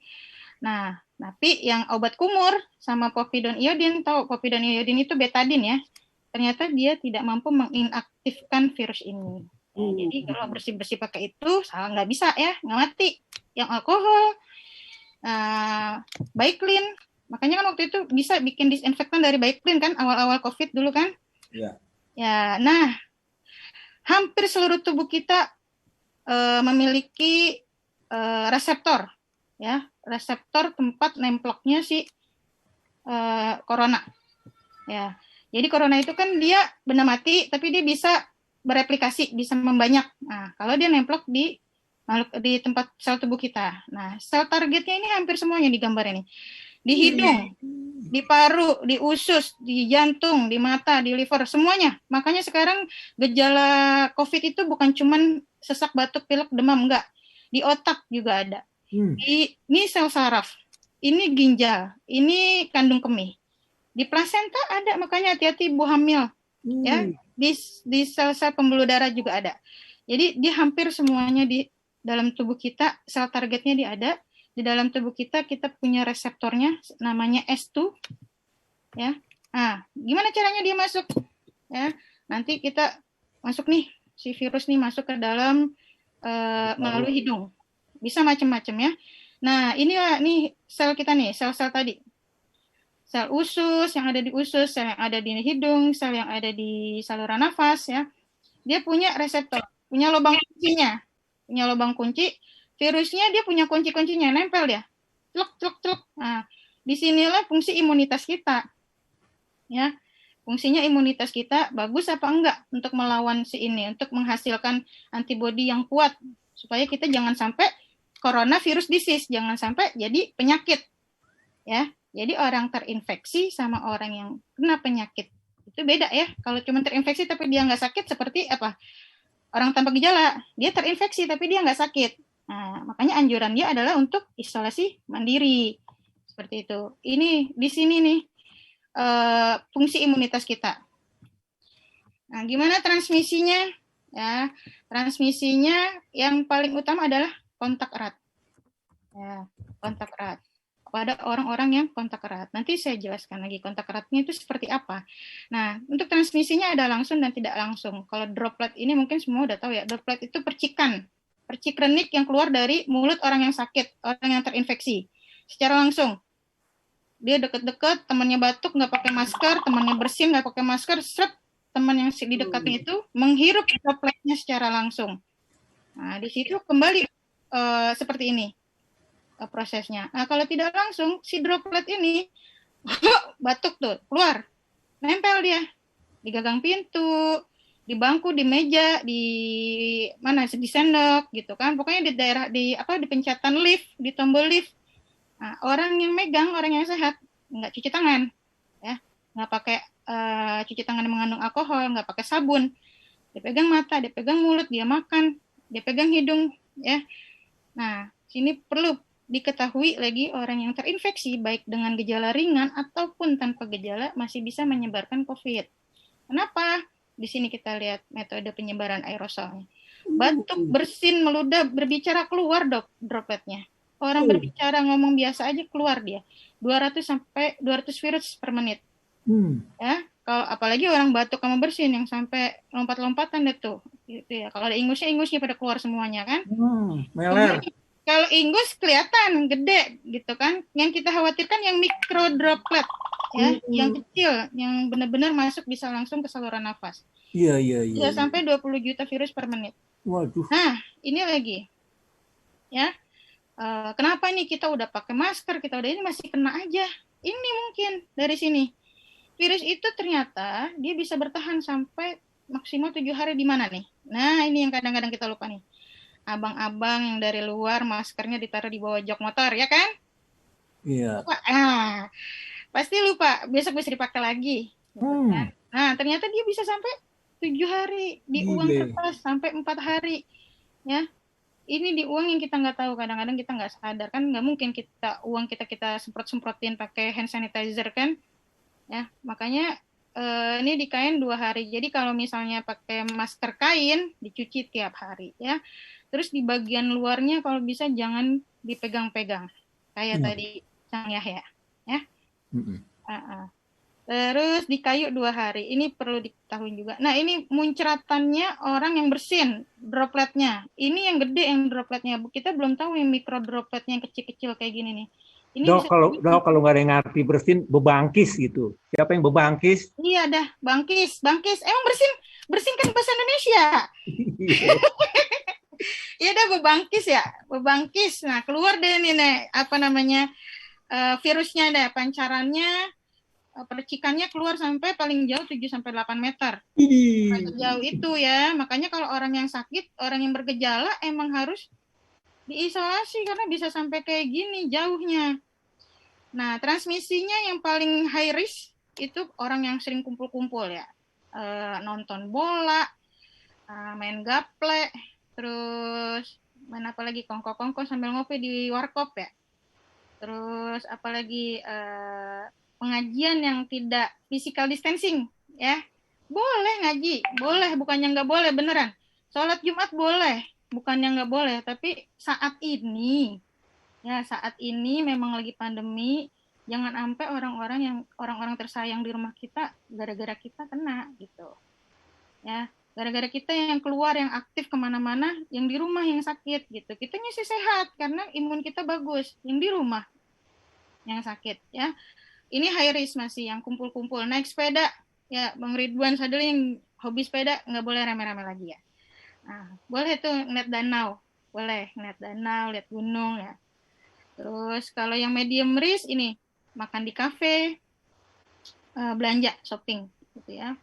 Megang-megang yang mau dipilih itu kan udah kepegang orang. Kita nggak tahu siapa yang megang sebelumnya.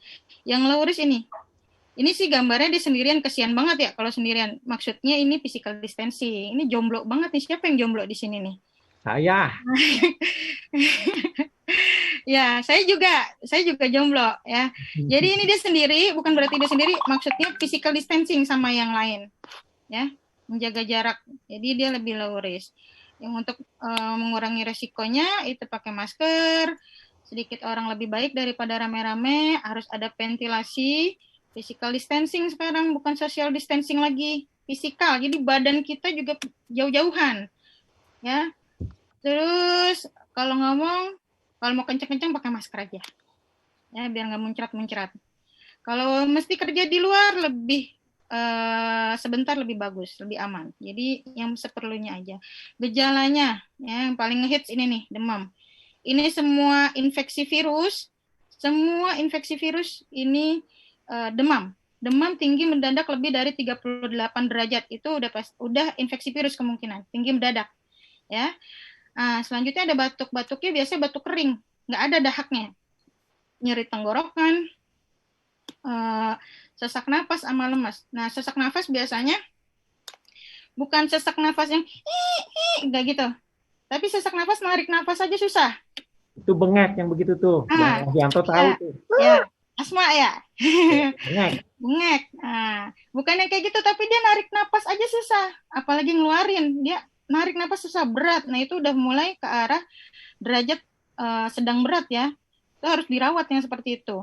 Terus lemas aja bawaannya, terus badan pada pegel-pegel, sakit nyeri otot ya. Nah untuk yang sekarang udah mulai banyak nih teman-teman yang hidungnya nggak bisa nyium bau, ya. Tapi bersyukur sih biar kagak bisa nyium bau ketek lakinya ya. Pak Pipi, Bang Endi bau nggak? Biar nggak kecium. Ya. Endus sekarang kok, endus. Kalau masih nyium bau berarti alhamdulillah masih sehat ya. Terus masih bisa ngerasain makanan asam, manis, pedas masih terasa. Nah ini hidung tersumbat. Ini udah mulai banyak nih, banyak yang gejala seperti ini. Nggak ada batuk, nggak ada nyeri tenggorokan. Mungkin dia ada demam sebelum, cuman dibiarin aja, diminum paracetamol aja karena denial tadi ya. Dia demam, dia takut, dia denial, diminum paracetamol, hilang demamnya, tapi ininya tetap ya ada gejalanya yang lain. Terus yang kedua, yang selanjutnya yang sekarang udah mulai banyak pasien saya baik di rumah sakit RSUD maupun di Wisma Atlet ini yang mencret juga banyak ya, mencret. Jadi cuman jangan parno juga ntar mencret langsung kepikiran gue corona lagi, enggak ya. Pasti diawali sama ini dulu nih, ini dulu dia nih ya, yang mencret. Tadi kan saya udah bilang ya, seluruh tubuh kita ada reseptornya. Kemungkinan COVID-nya nempel di saluran cerna, ya. Mencret dia juga ada. Jadi ada saya pasien di rumah sakit Pademangan, satu aja di ruangan itu tadinya yang mencret, ya. Tiba-tiba jadi semuanya karena pakai kamar mandi bersama. Terus ruam-ruam itu jarang ya, seperti itu. Nah, ini gejala pada organ lain. Stroke kejang di otak kalau kena sampai otak. Kalau kena sampai mata, matanya radang. Sampai hidung bisa anosmia. Anosmia ini benar-benar nggak bisa nyium. Kalau hiposmia, dia juga bisa hiposmia. Masih bisa nyium, tapi kok kayaknya bau-bau tertentu aja yang bisa saya cium gitu kan. Atau dan kardiovaskular ini jantung dan pembuluh darah. Bisa menyebabkan pembukuan darah. Bisa menyebabkan vasokonstriksi ini jadi sempit pembuluh darahnya, jadi hipertensi. Ya, itu azan ya Bang. Kita berhenti dulu ya, azan dulu.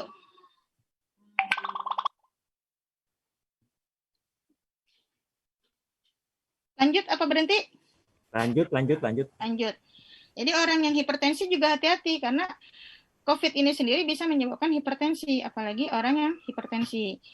Nih, di livernya bisa meningkatkan enzim hati, jadi metabolisme nggak bagus. Di ususnya bisa diare, di ginjal bisa gagal ginjal, di sarafnya bisa menyebabkan kejang-kejang sampai penurunan kesadaran. Ya, sebenarnya reseptornya si COVID itu paling banyak di saluran cerna. Tapi kenapa di paru yang paling sering gejalanya? Karena organ paru adalah organ yang paling terbuka oleh dunia luar. Ya kan? Lewat hidung, lewat mulut bisa masuk semuanya. Langsung ke paru. Dibandingkan sama di usus. Kalau di usus dia masuk dulu ke lambung kan. Nah, kalau dia sama asam lambung mati, dia mati. Kalau dia masih hidup, dia nerus ke usus. Gitu. Nah, ini yang paling kita takutin, happy hipoksia. Nah, lu happy. Dia happy. Girang. Senang dia happy, dia bisa jalan, dia bisa makan, dia bisa belanja, tapi ternyata paru-parunya sedang berusaha untuk memenuhi oksigen untuk ke seluruh organ. Jadinya di sini penurunan kadar oksigen dalam darah, tetapi pasien tidak merasa sesak. Makanya di awal-awal pandemi dulu itu banyak yang mati mendadak, tahu kan? Tiba-tiba kolaps aja di itu, tiba-tiba anfal aja di depan market, gitu kan? Ternyata setelah diukur dengan pulse oximetry ini untuk mengukur kadar oksigen dalam darah, ternyata dia cuma 77. Padahal normalnya 95 sampai 100. Jauh kan? Nah, ini yang kita takuti dari COVID, ya. Itu yang kita takutin dari COVID. Kejadian happy hipoksia ini. Untuk diagnosis udah paling penting adalah yang direkomendasikan oleh WHO untuk diagnosis pastinya adalah pemeriksaan molekuler, yaitu PCR, ya. Jadi bukan rapid test. PCR. PCR yang di swab, ya, swab nasal sama swab faring. Di sini yang bisa kita lakukan ya ini. Walaupun bilasan ini nih susah nih ngambilnya karena harus pakai alat. Dahak 72% memang tinggi, tapi kebanyakan gejalanya tidak berdahak. Jadi kita yang paling direkomendasikan swab hidung sama swab tenggorok, ya. Walaupun di feses juga ada sampai 20% tingkat kepositifannya, tapi alatnya tidak bisa dipakai untuk pemeriksaan feses, ya. Di darah cuma 1%. Nah, untuk yang ini swab PCR itu untuk diagnosis, yang pertama dia harus 2 kali ya. Misalnya yang pertama negatif, dicek yang lagi. Kalau kedua-duanya negatif baru aman pasien. Kalau misalnya yang pertama sudah positif, berarti lanjut isolasi mandiri dan pengobatannya, berarti dia terkonfirmasi.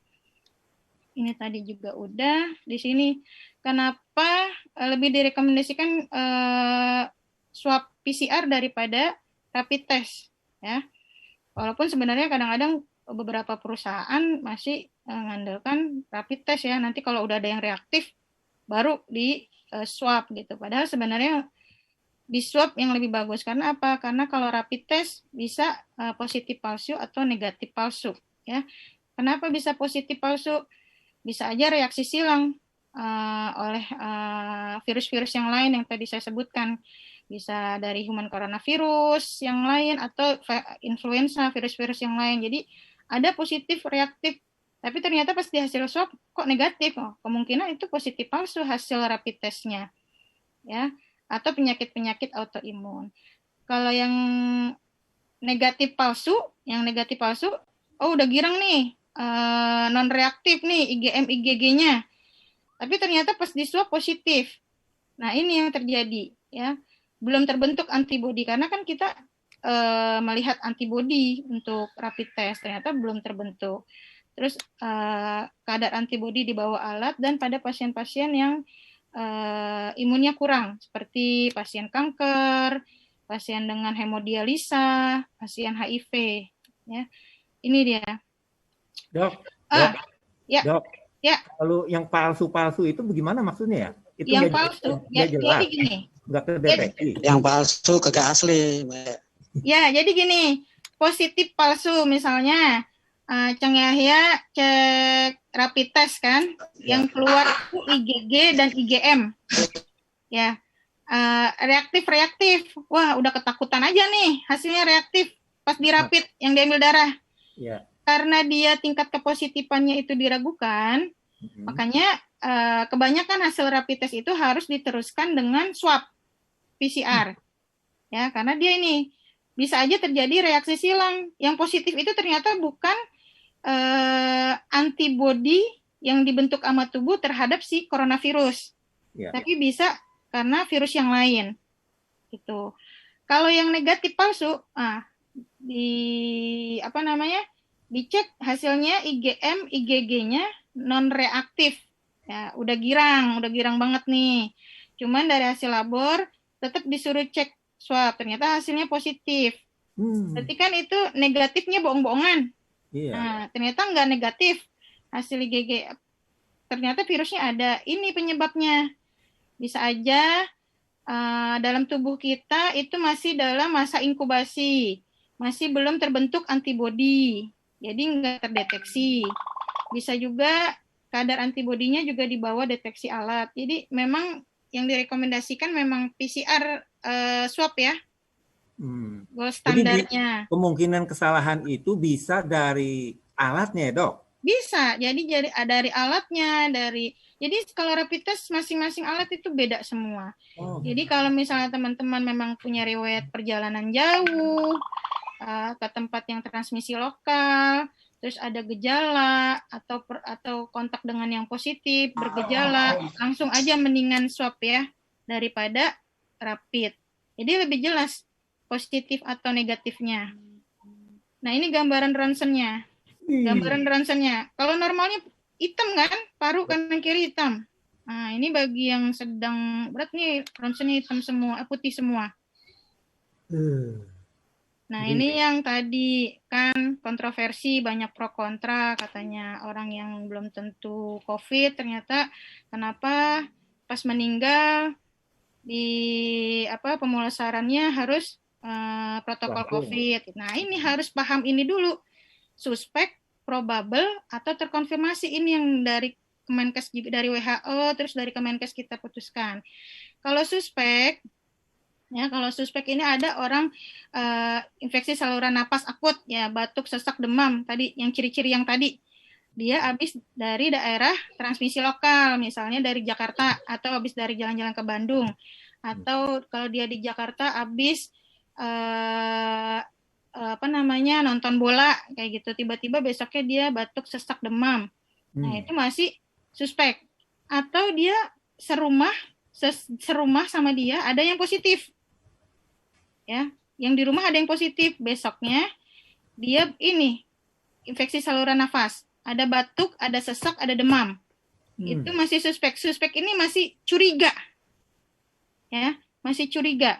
Terus yang ketiga, orang yang infeksi saluran nafas akut yang berat, tanpa diketahui penyebabnya. Jadi tiba-tiba aja, usia muda, dia nggak ngapa-ngapain, di rumahnya nggak ada yang sakit, di rumahnya nggak ada yang konfirmasi, tiba-tiba dia demam tinggi mendadak.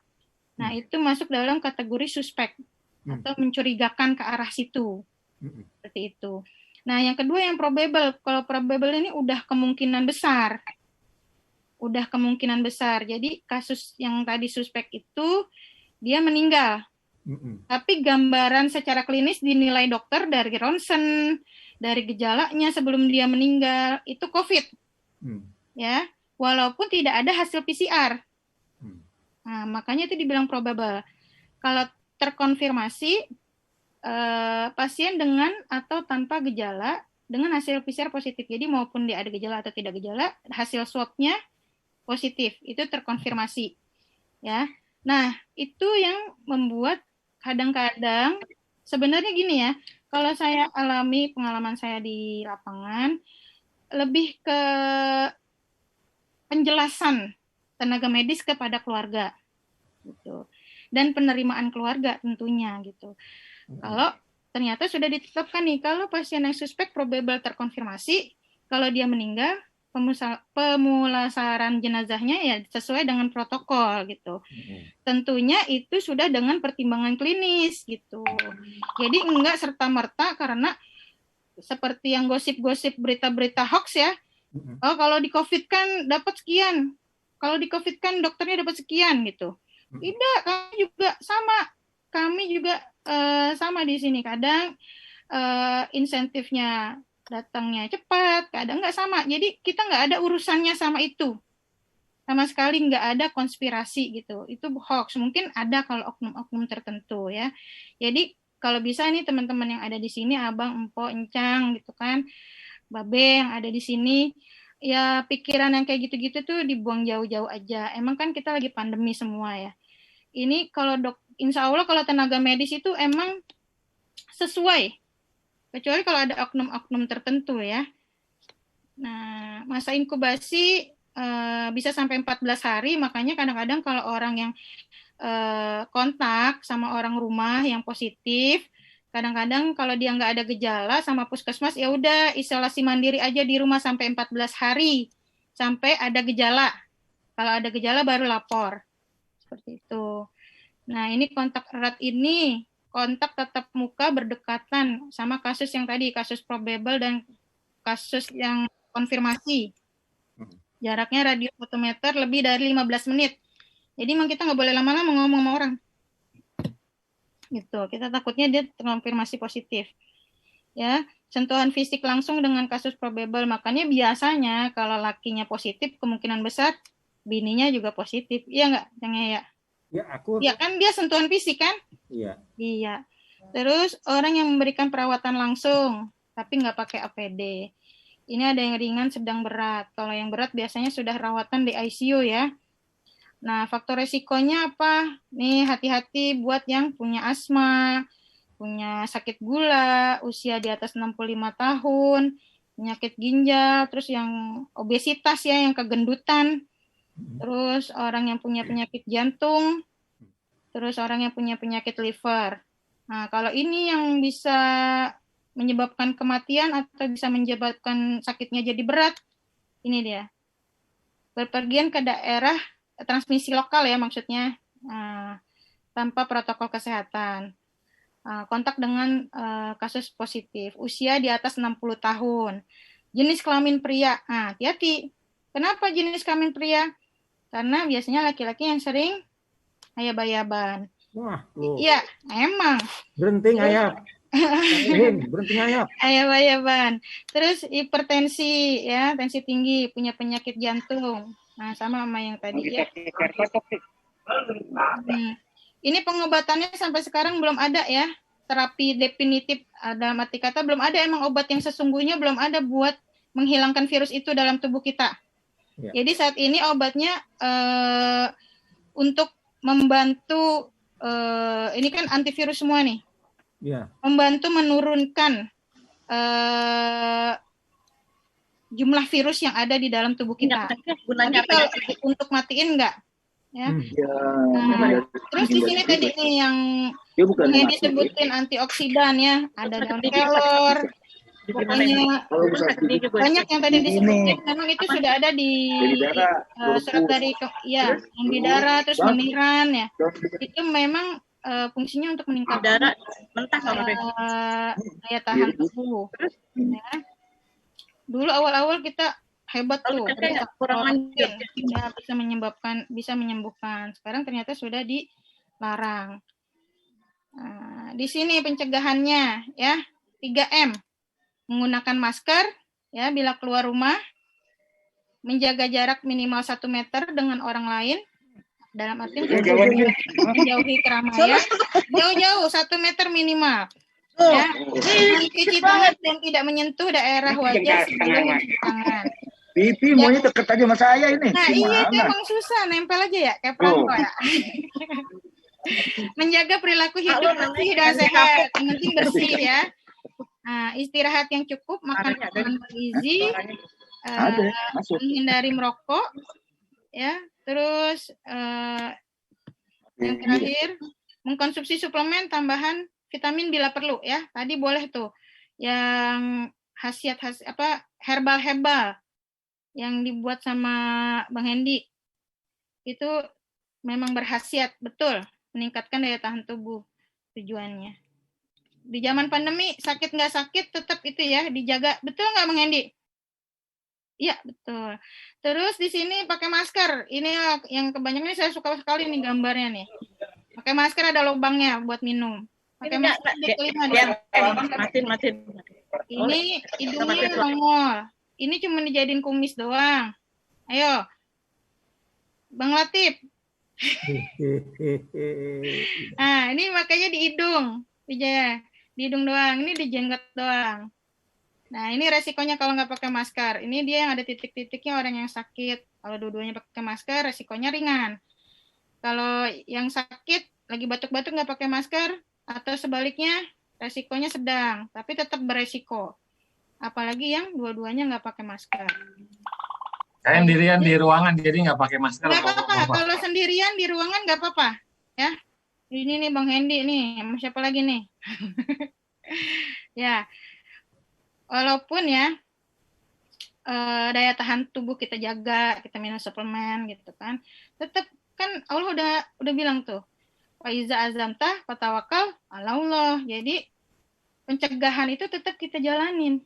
Nah, kalau udah kita usaha, baru kita tawakal, minta sama Allah gitu. Itu ya. Nah, kalau ini pencegahannya tempat tertutup, nggak ada ventilasinya jelek, nggak boleh. Jadi kalau misalnya kayak gini, 4-5 orang boleh, tapi ventilasi jendela dibuka. Ya, ini nggak boleh apalagi, keramaian. Nah, ini deket-deket sama orang nggak boleh juga. Ini lihat, ini mikro droplet sama droplet yang orang yang sakit keluar ya, kalau jendela nggak dibuka. Dia di sini aja. Dihirup sama yang sehat. Nah, kalau dia dibuka, ada ventilasinya, bisa keluar. Ini kalau batuk, etika batuk. Ya, jangan begini. Ntar habis begini tangannya megang gagang pintu. Ntar gagang pintunya dipegang sama orang rumahnya. Kena lagi orang rumahnya. Ya, ini harus kayak gini. Terus pakai masker atau pakai tisu. Ini kalau dari mana-mana, ini pakai lepas sepatu di luar, semua barang yang kita pakai, dompet segala macam, HP dielap-elap dulu pakai disinfektan, langsung baju dicuci dan langsung mandi baru masuk ke dalam rumah. Ialah orang yang bermuka dua. Nah, ini isolasi mandiri. Ia datang Kalau di isolasi mandiri kayak gini, nggak boleh pakai bersama, jaga jarak di rumah. Nah, vaksin tadi mungkin Bang Nur udah nyinggung masalah vaksin di Amerika ya. Sama sekarang masih dalam uji klinis fase 3. Jadi masih dikembangkan ke manusia. Belum dilihat efektivitas dan efek sampingnya. Cuman mungkin diusahakan dalam jangka waktu cepat ini ya, karena sudah ada beberapa perusahaan obat, perusahaan vaksin sudah melaporkan sedikit sekelumit hasil dari uji klinis fase 3. Masalahnya apa? Masalahnya virus itu mudah bermutasi, dia labil. Jadi memang masih dalam pembahasan ini yang sudah melaporkan ini ya, mungkin udah ada beberapa abang-abang yang baca.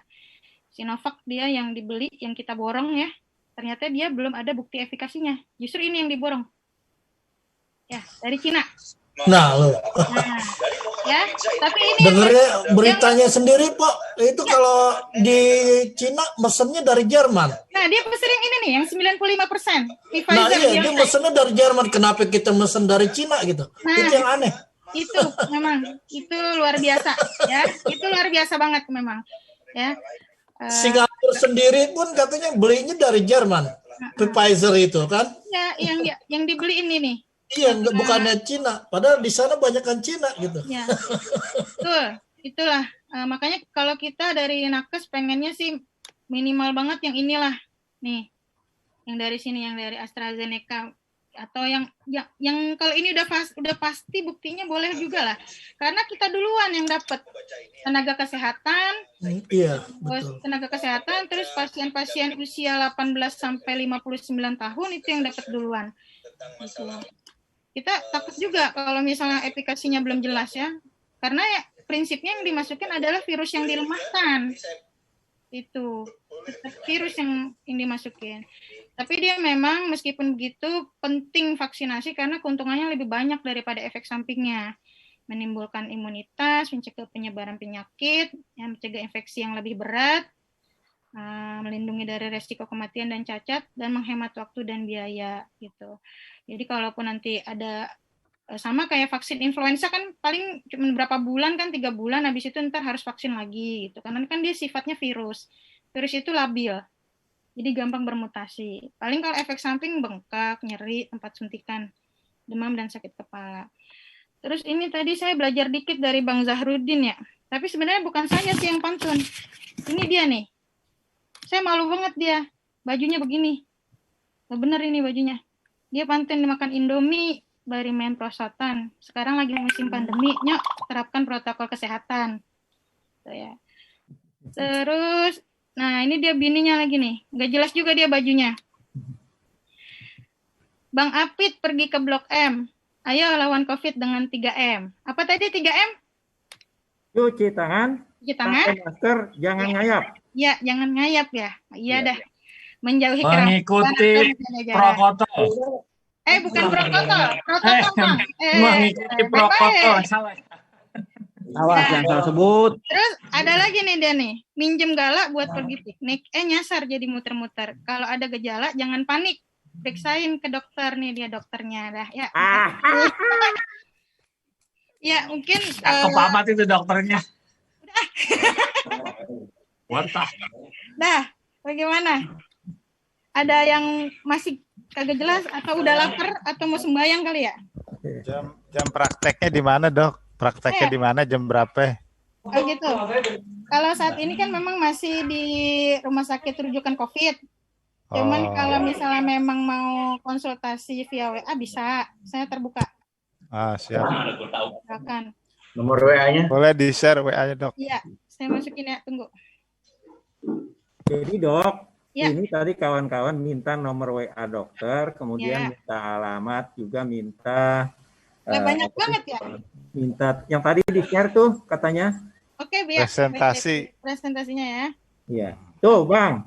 08521 67499899. Iya. Gitu ya, Pok? Iya, betul. Iya. Ya, pokoknya pesan saya, tips and triknya semuanya udah tahu tadi kan 3M. Terus yang penting ya multivitamin perlu juga untuk meningkatkan daya tahan tubuh. Yang herbal juga boleh, yang di apotek-apotek juga boleh gitu kan. Yang jelas kan kalau yang Bang Hendy itu memang sudah ada di SK ya. Nanti saya kirimin deh ke Bang ini. Oh, saya kirimin file di sini aja ya. Ya, boleh. Nah, Ya, telepon kayak memang sudah ada SK dari Kemenkes. Mau di mana? Dan memang kan di Departemen Kesehatan kan Dok ya, memang ada yang Kestrat gitu ya. Dirjen yang Kestrat, pelayanan kesehatan profesional. Dulu kita jadi salah satu tim di kita pimpinannya kan. Aduh, ntar deh. Gimana nih? Ntar saya share ke itu aja deh, ke Bang Bek ya. Biar Ya, Bang Bek kirimin ke teman-teman. Bagi kepada teman-teman. Jadi memang itu sudah ada formularium obat-obat herbal, obat-obat tradisional Indonesia. Segala daun kelor itu ada model-model kayak jahe merah, cara pembuatannya segala macam. Yang mungkin udah lebih ahli Bang Hendy kali ya. Kayak gitu. Cara membuatnya. Cuma memang itu harus kan sama BPOM. Jadi yang obat-obat yang tadi udah herbal-herbal yang udah dibungkus, kalau dari peraturan Kemenkes itu memang harus ada diketahuan oleh BPOM. Dulu kan ada 4 orang ya, kita kan pengen juga. Kita kurang baru. Ya, gimana yang lain? Jadi COVID itu masih ada ya, abang-abang, pompo gitu. Ada. Jadi Ada. saya harapkan banget tetap 3M dijalankan. Kalau misalnya mau ngaji nih, pompo, ibu-ibu semua kalau mau ngaji boleh, nggak ada larangan nggak ngaji. Tapi jangan deket-deket sama orang. Kita kagak tahu itu di situ. Dalam arti kata jaga jarak, silaturahim boleh tetap terjaga gitu kan. Pakai masker. Nanti pas dipulang masker kan udah banyak juga pengajian buka tapi aman juga kan sebenarnya. kayak gitu. Sholat Jumat nggak ada yang larang sholat Jumat gitu kan, cuman memang saat ini memang lagi pandemi, kita estimasinya sampai akhir 2021 ya. Kalau di sini sholat Jumatnya di Amerika kebetulan ya. Gimana? Jadi kita dikasih sama pengurus masjidnya, dikasih plastik sama kalau dia nggak bawa sejadah sendiri, lembaran kertas gitu. Nah, iya, itu jadi per Jumat dikasih, dan juga dikasih jaraknya benar-benar jauh. Jadi ada aplikasi setiap itu, jadi dia sebelum masuk ke pintu dicek temperatur, sama dia punya aplikasi bahwa menyatakan dia sehat segala macamnya gitu.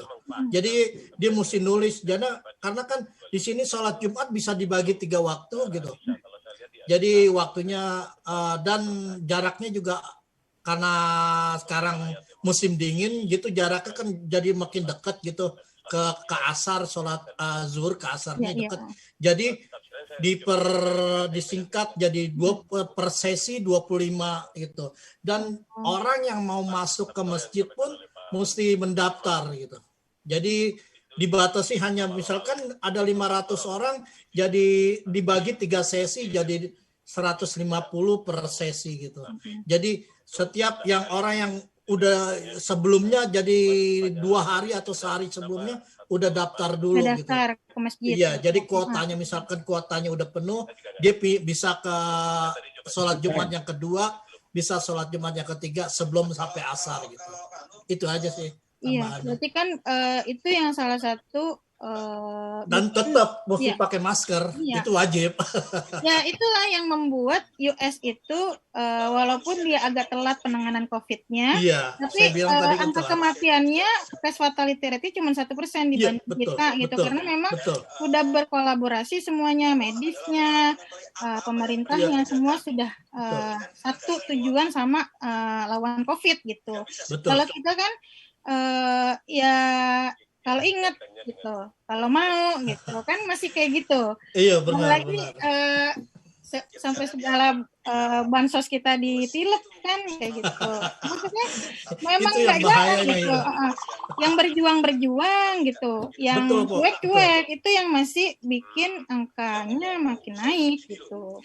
Kalau di sini kebetulan dari suster, dokter, mereka apresiasi banget. Itu setiap itu kalau kadang-kadang malah kalau di saking apresiasinya, dia kadang-kadang ambulan atau apa itu polisi pada benar-benar jaga bener gitu. Mereka itu dokter atau ininya gitu. Jadi setiap itu kasih hormat bener kayak seperti orang pahlawan, bener-bener pahlawan gitu. Kita ngelihatnya juga sebagai terharu banget. Sedangkan di Indonesia kan udah ratusan yang meninggal gitu. Kita tahu. Sudah 212 Bang. Ya Allah, ya makanya di sini saya nggak pernah dengar gitu. Iya, makanya kita nggak pernah dengar gitu. Ya mungkin ada, tapi bisa dihitung jari 1 atau 2 karena mereka benar-benar dijaga benar. Justru garda terdepannya itu dokter, perawat, dan medical staff-nya lah. Istilahnya gitu. Saya sedih gitu melihatnya kadang-kadang. Udah habis teman-teman sekarang. Iya benar, sedih banget. Yang prof-prof yang masih ilmunya masih banyak yang masih kita butuhin untuk mengajar calon-calon dokter selanjutnya kan, itu yang duluan gitu. Gitu. Ya semua kita jaga sama-sama walaupun itu kita nggak tahu itu ada tapi itu masih ada gitu. Tetap usaha protokol kesehatan dijalankan. Terus pesan saya kalau emang di rumah pas di swab ada yang positif gitu, kalau nggak ada gejala isolasi mandiri aja dulu 14 hari. Boleh kontak saya, harus bagaimana boleh. Nah, saya ini dok dari LKB atau dari yang webinar kemarin gitu. Silahkan, saya welcome. Selagi saya bisa jawab, kalau udah saya baca saya jawab biasanya. Kayak gitu. Oke, dok. Ya. Thank you very much for your presentasi, dan nanti presentasinya itu akan dibagikan kepada, dan nanti ini akan ditulis juga sama Bang Syakur dan kawan-kawan yang memang berada di Forum Jurnalis Betawi. Dan kita sudah lebih dari 2 jam ada di dunia maya seperti sekarang ini. Ini saya kirim ini PPT-nya nih. Iya, dikirimkan ya. Nah, dan saya harap nanti Bang Bek akan membuat forum kedua, ketiga, dan keempat sampai kita betul-betul paham bahwa ini barang yang namanya awar-awar, yang namanya pandemi, yang namanya mister dan mistis COVID-19 ini memang kiter-kiter kita. Ada di depan mata kita, ada yang di segala macam. Pokoknya terima kasih terutama kepada yang jauh di sana. Iya. Di luar biasa banget nih. Di Paman Sam itu dia sedang punya presiden baru, selamat presiden barunya. Dan terima kasih Bang Lahyanto, Bang Abdul Salam, Bang Yudi, Bang semuanya, terutama Bang Nuh ya, tadi memang ada masalah sedikit, nanti kita bisa komunikasi lagi melalui banyak hal yang bisa kita bisa kita rambah di dunia maya seperti sekarang ini. Baiklah, kalau begitu saya sebagai orang yang dikasih kepercayaan sama Bang Bek untuk memandu acara ini, mohon kiranya dimaafin, diampuni saya. Tapi saya sekali lagi pengen membacakan satu sajak dari buku saya ini. Yang belum silahkan menghubungi saya, akan saya berikan buku ini. Cerita dari Dapur. Yang ini sekarang saya akan membacakan yang dijauhkan atau Corona 1. Tadi Corona 2, sekarang Corona 1. Yang dijauhkan atau Corona 1. Bagaimana aku tidak sedih dijauhkan dari masjid, dari shaf yang padat susun berhimpit. Siapa yang tidak sedih mengosongkan sekolah, senyum guru, dan jahil kelakar kawan. Sedih bukan kepalang dipisahkan dari kampus, guyon dosen, humor teman-teman, selonjor di selasar. Sedih mengunci pintu kantor agar di rumah saja, selidik mata bos, siasat dan alasan kawan sejawat. Sedih melupakan sumpek amis pasar, terlalu sedih kepada apa yang mendarah daging. Siapa yang tidak cinta pada masjid, sekolah, kampus, kantor, dan orang-orang yang semangat sejak subuh beribadah, menggali ilmu, mengais rezeki, halalan toyiban.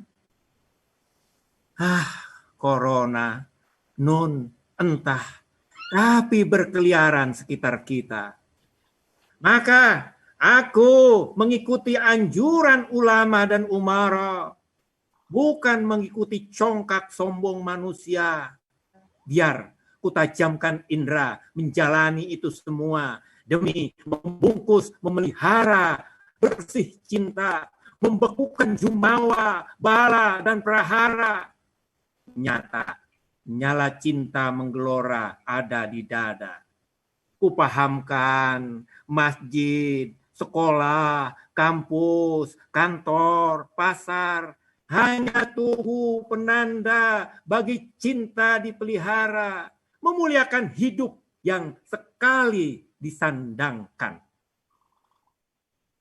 Begitu sajak yang dijauhkan atau Corona 1.